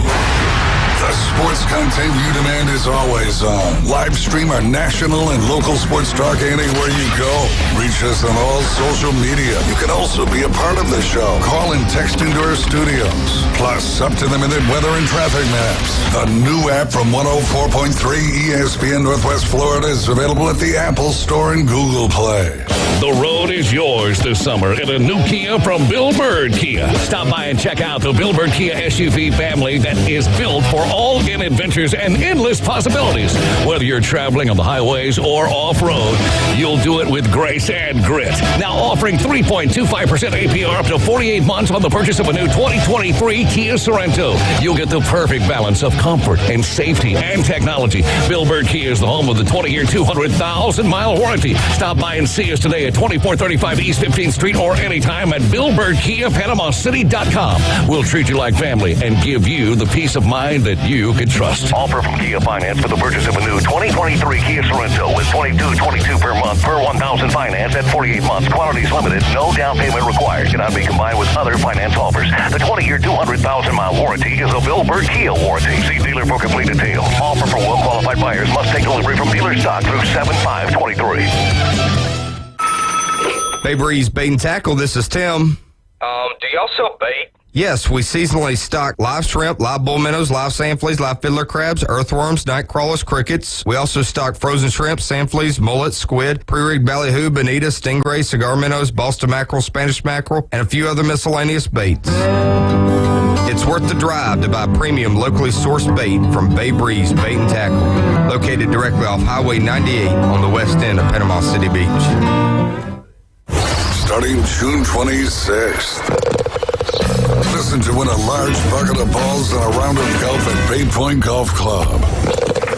It's the Blasted Bay from ESPN Northwest Florida.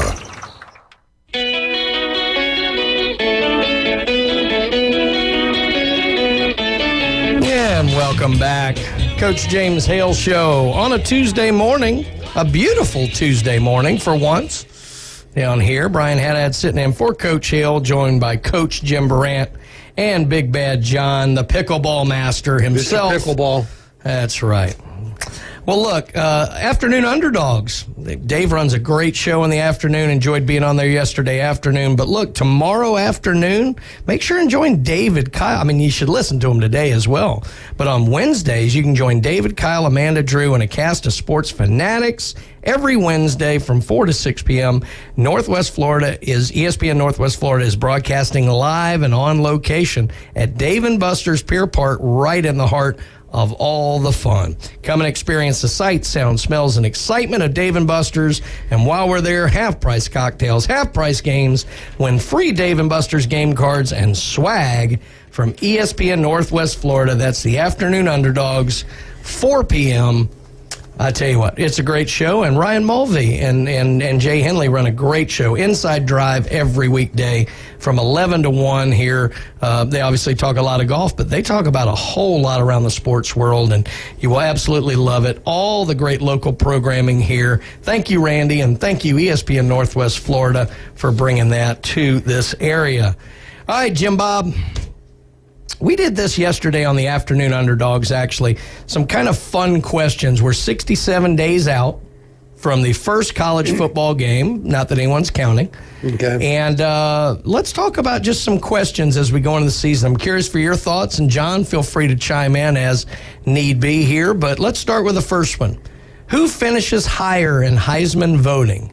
Bo Nix of Oregon or Drake May of North Carolina? I would say Bo Nix. I think he's going to have the national platform more than May will. I think his team will be better around than May will be. Mm-hmm. But I kind of like Bo Nix. I think he's done a good job. If he stays healthy, is a big thing. Yeah, I said yesterday, I think Bo Nix will have the better year because I actually think Oregon's going to win the Pac-12. I'm still not sold on USC. I think May will finish higher because the Heisman has turned very much into a stats award. Oh, yeah, no question. And so that was why I went there. But I think your reasoning is sound. And look, Bo Nix is kind of a prototypical college quarterback. So, if things go well and they go undefeated, he very well might be able to pull that off. John, I definitely want your thought on this one. This one was fun because this can really tell when you became a fan. All right. So I'm going to start with you, John, on this, and we'll go to Jim. Who was the starting quarterback of your favorite team when you first became a college football fan? Starting quarterback of my favorite college football fan. Because I was an NFL fan long before. You can do both. You can do both. Okay. I'd have to go with Bart Starr on there. There you go. Because I read his book. Which is, one of two books. God, John, how old are you? Bart Starr. Yeah, that and C-Spot Run. I was actually in the 7th grade or the 6th grade when I read that book. I forget that. I think it's just self-entitled the Book of Bart Starr or something like that. But you get James Hale's vote because he's from Montgomery and the same high school as James Hale. There you go. And then as far as college goes, I mean that's a toughie because I don't remember their names. Yeah. Because I'm old now. Well, Jim, what about you? Well, It'd have to be a Cincinnati Bearcats quarterback, though. Okay. Greg Cook. There you go. There you go. Yeah, there we go. Back in the day, baby. There you go. Played for the Bengals. But the first one I remember from the NFL, because I remember I grew up in Cleveland, Ohio, when the Browns won the net championship in 1964, I was 8 years old, and their quarterback was Frank Ryan. Yeah. Okay, who was an egghead, went to be a math professor at Case Western Reserve in Cleveland, Ohio, when he retired. That's the first pro quarterback I remember.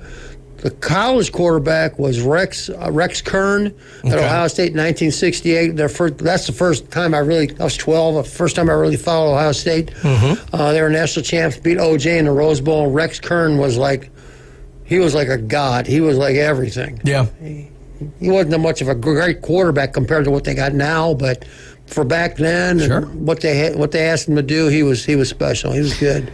Well, I talked about in college. For me, obviously growing up an Alabama fan, the one that I remember as the first quarterback I remember when I became a fan was a guy named Walter Lewis, who, the more I look back on, he wasn't that great of a quarterback, not at least the way I remember him, but he was, I mean, when you're quarterback for the University of Alabama, He was the first black quarterback at Alabama. yeah, he was. And, you know, it's kind of like in the state of Alabama, that's like being quarterback of the Cowboys. I mean, there's a lot more that goes along with it. And he always held himself up really high. And so I loved Walter Lewis. That was before stats were everything. Yeah. When pizzazz, I think he was, flair and everything. Yeah, I think he was their last wishbone quarterback, too, if I'm not mistaken.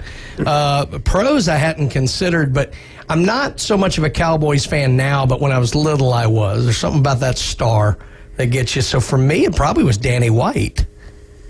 Don Meredith, man. Come well, on. no, I wasn't quite old enough really for Dandy Don, but I think it was probably Danny White because I remember being so upset when Montana threw that ball to Dwight Clark.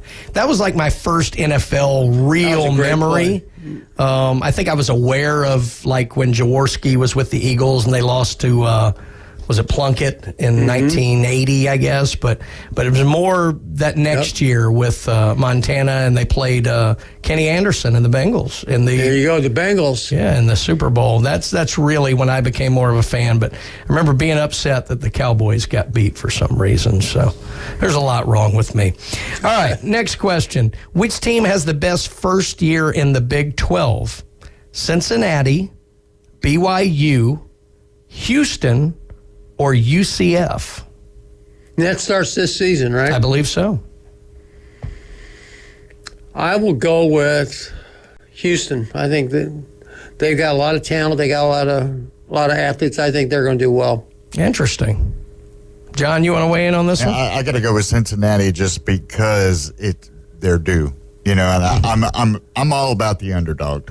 This is interesting because I went with BYU here. And I think and David went with UCF. Right. So it's a great question if you get four answers. I think BYU was on the cusp of a really big season last year. Right. And just let a few get away from them. But I have a feeling them kind of getting into that next level, you know, being in the Power Five, I think is going to be big for them. So I'm going to go with BYU. But, you know, as evidenced by our answers, I think any of them could be. Here's one for you, Jim. Get some Big Ten questioning in for you. Got a couple Big Ten questions here. Let's get this one. Mel Tucker gets an unwarranted amount of hate. True or false? Hate? Yeah. I would say yes. I think he's a good coach overall, but they've really struggled these last year. I mean, even when they were 11-2 and they had Kenneth Walker, yeah. Kenneth Walker, come in. They were 11-2, but they got eviscerated by Ohio State. It was 50-0. Oh my God! At halftime. At halftime. Yeah. You know, and that was the team that they won, or a year rather, they won 11 games. And then this past year, and he's lost so many guys. When you see, this is my opinion, when you have that many guys leaving and transferring out, your starting quarterback, your starting receiver, there's got to be something to that. So, I don't know what's going on. I wouldn't say hate. To me, it's a big question mark. He gets a lot of money. And they're not going to put up with that much longer. But isn't that the reason why he gets it more? Probably. Is because of that contract? Right. He's making Jimbo money. Yeah. He's making Dabo money. He's almost making Kirby money. And has he earned it yet? Is that why he gets it? But to be fair, has Jimbo Fisher earned his $10 million a year or whatever? He won 6 games last year. That's what Mel Tucker won. But he's had a national championship in the past. I know we're talking 10 years ago. I know. But yeah, no, I think that's it. And I think the contract is certainly why. I said yesterday I didn't think it was unwarranted, but I did think it was over the top. Yeah. Like, I understand why they're doing it, but yeah, I think he does. And this is going to be a big year for Mel Tucker. Yeah, I agree. Let's do one more from the Big Ten. How about this one? This is an interesting one. Nebraska or Wisconsin? Who has a better year with a first-year head coach?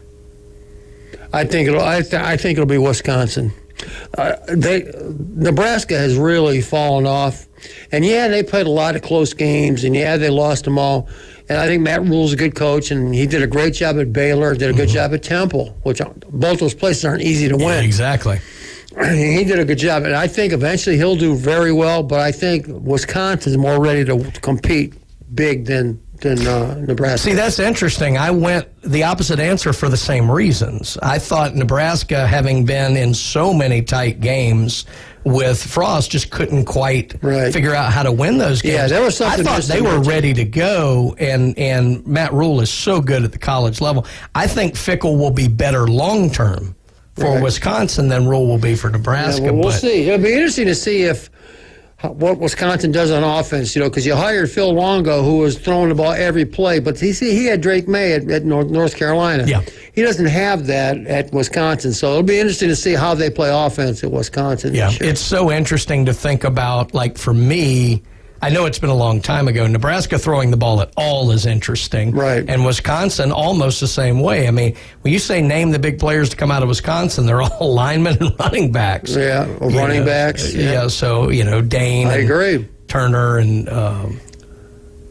good Lord, Monty Ball, guys like that. So, well, there's more of these. We're going to get into these. These have been interesting so far, and we'll get into a few more of them after the break. Again, thanks to all of our sponsors here on the Coach James Hale Show. We love all of them, and they make this show possible for us to talk about thrilling topics such as pickleball and Big Brother, Little Brother, like we do in the mornings. So when we come back, we're going to finish with this list. We may even bounce around the sports world here, look for the odds and ends, and we may even talk more pickleball. That's here on the Coach James Hale Show, ESPN Northwest Florida.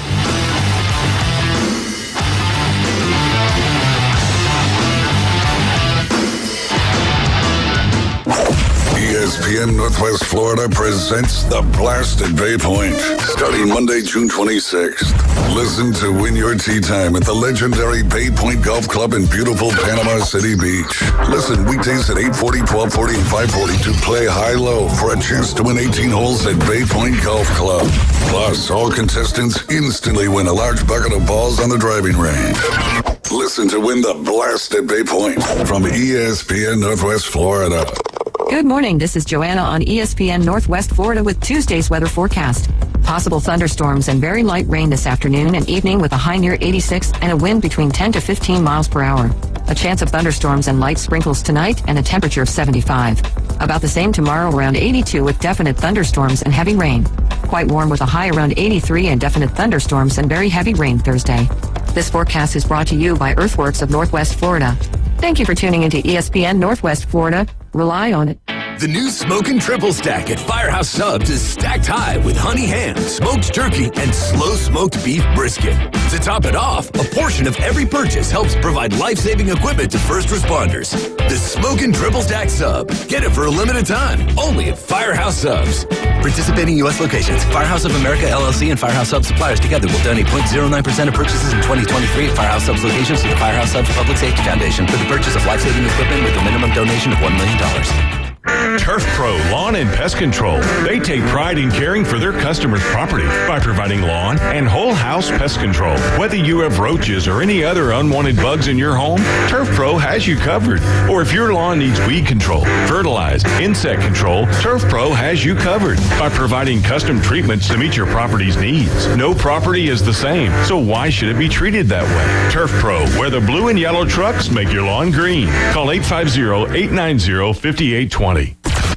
Now you can interact with the Coach James Hale Show live in the J. Michaels Studios. Download the new 104.3 ESPN app at the Apple Store and Google Play. Now back to the Coach James Hale Show, powered by Pepsi. 104.3 ESPN Northwest Florida.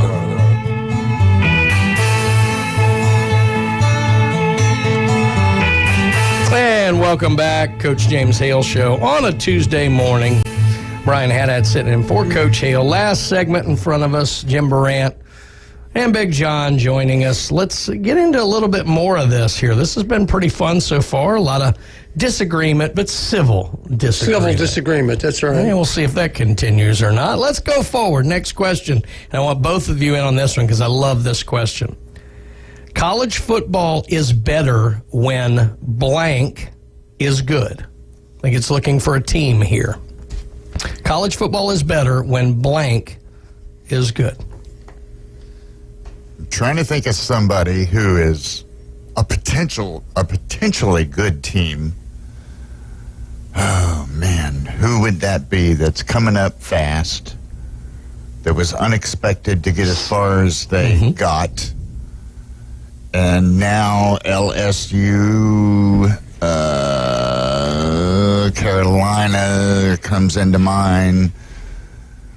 Maybe even Michigan, maybe somebody from the Big Ten coming over to SEC. That kind of rivalry there. But I can't pick a team. Sorry. Yeah. The interesting part of this question for me is how everybody views it, because I think everybody views this differently. So it was interesting. You were looking for the up-and-comer in that deal. Jim, what about you? I would say I'm going to compare this to Major League Baseball and the Yankees or the NBA and the Celtics. To me, college football is really good. It's good all the time, but I mean, it's really good when Notre Dame is good. That's exactly the answer I gave Because when yesterday. Notre Dame is good, it brings out people out of the woodwork because you either hate them or you love them.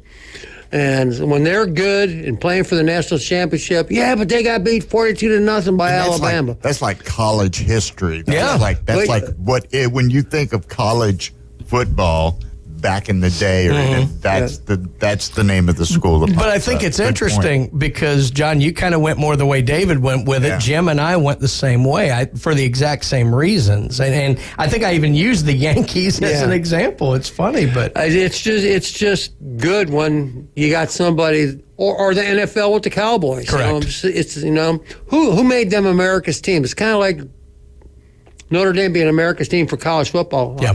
I never rooted for them ever. I was going to say, as much as I hated saying it and it stung coming off of my tongue, it is. College football is better when Notre Dame is good because it just brings that many more people to the fray. It brings up that much more history. And in answer to Jim's statement about who made the Dallas Cowboys, America's team, the Dallas Cowboy cheerleaders. That's true. That's what done it on Monday Night Football back in the 70s.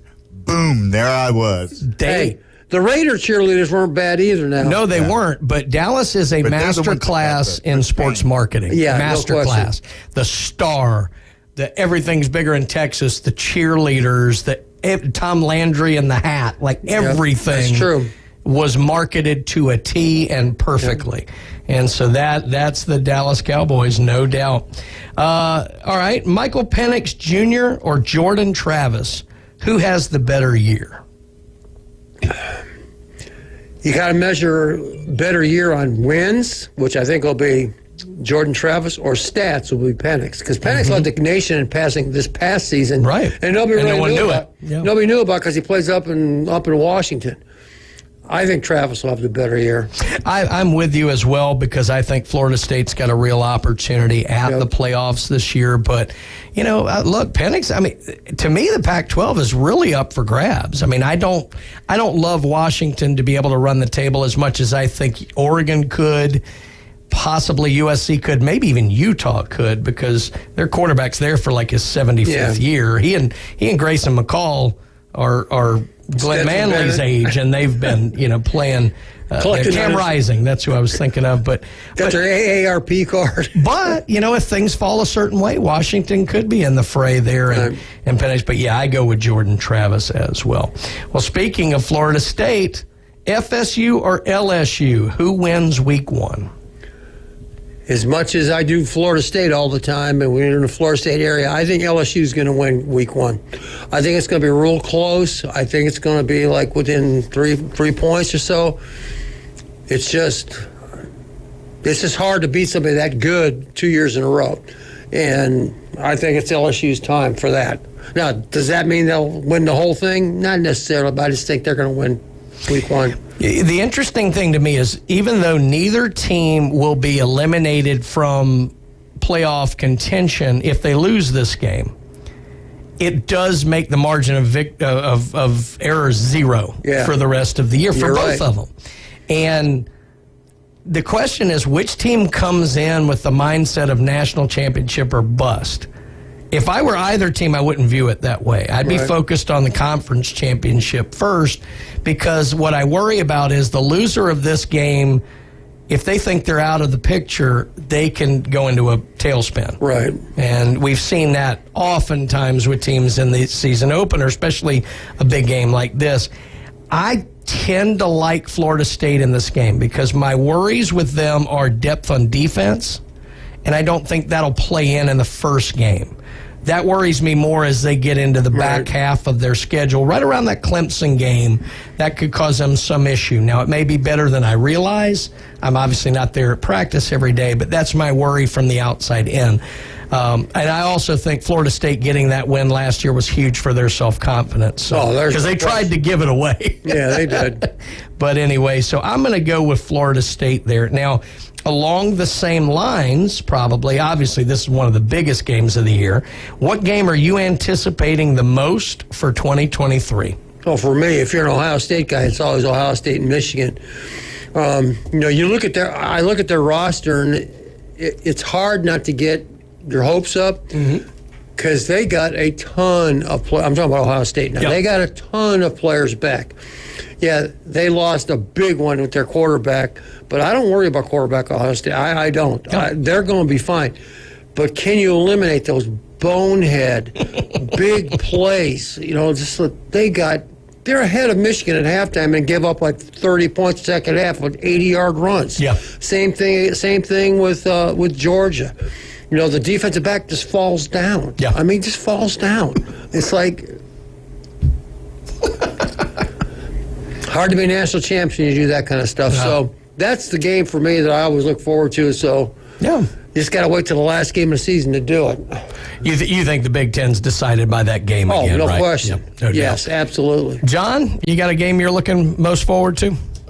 To be honest with you, I'm not looking. Well, I mean, I am looking forward to the Wildcat schedule, but then on the other hand, I'm not. Yeah. Because it is a painful schedule. Yeah, they got a tough schedule. Hard. Yeah, it is. And for some, I just, it probably the one I would be most interested in would be, and I don't know why, is Vanderbilt, Kentucky at home. Yeah. I think it is.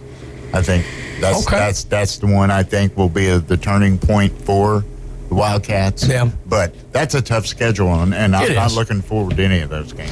Well, I think Kentucky will be buoyed by Liam Cohen coming back in, and I think Devin Leary transferred over their experienced quarterback. Kentucky may be better than people think.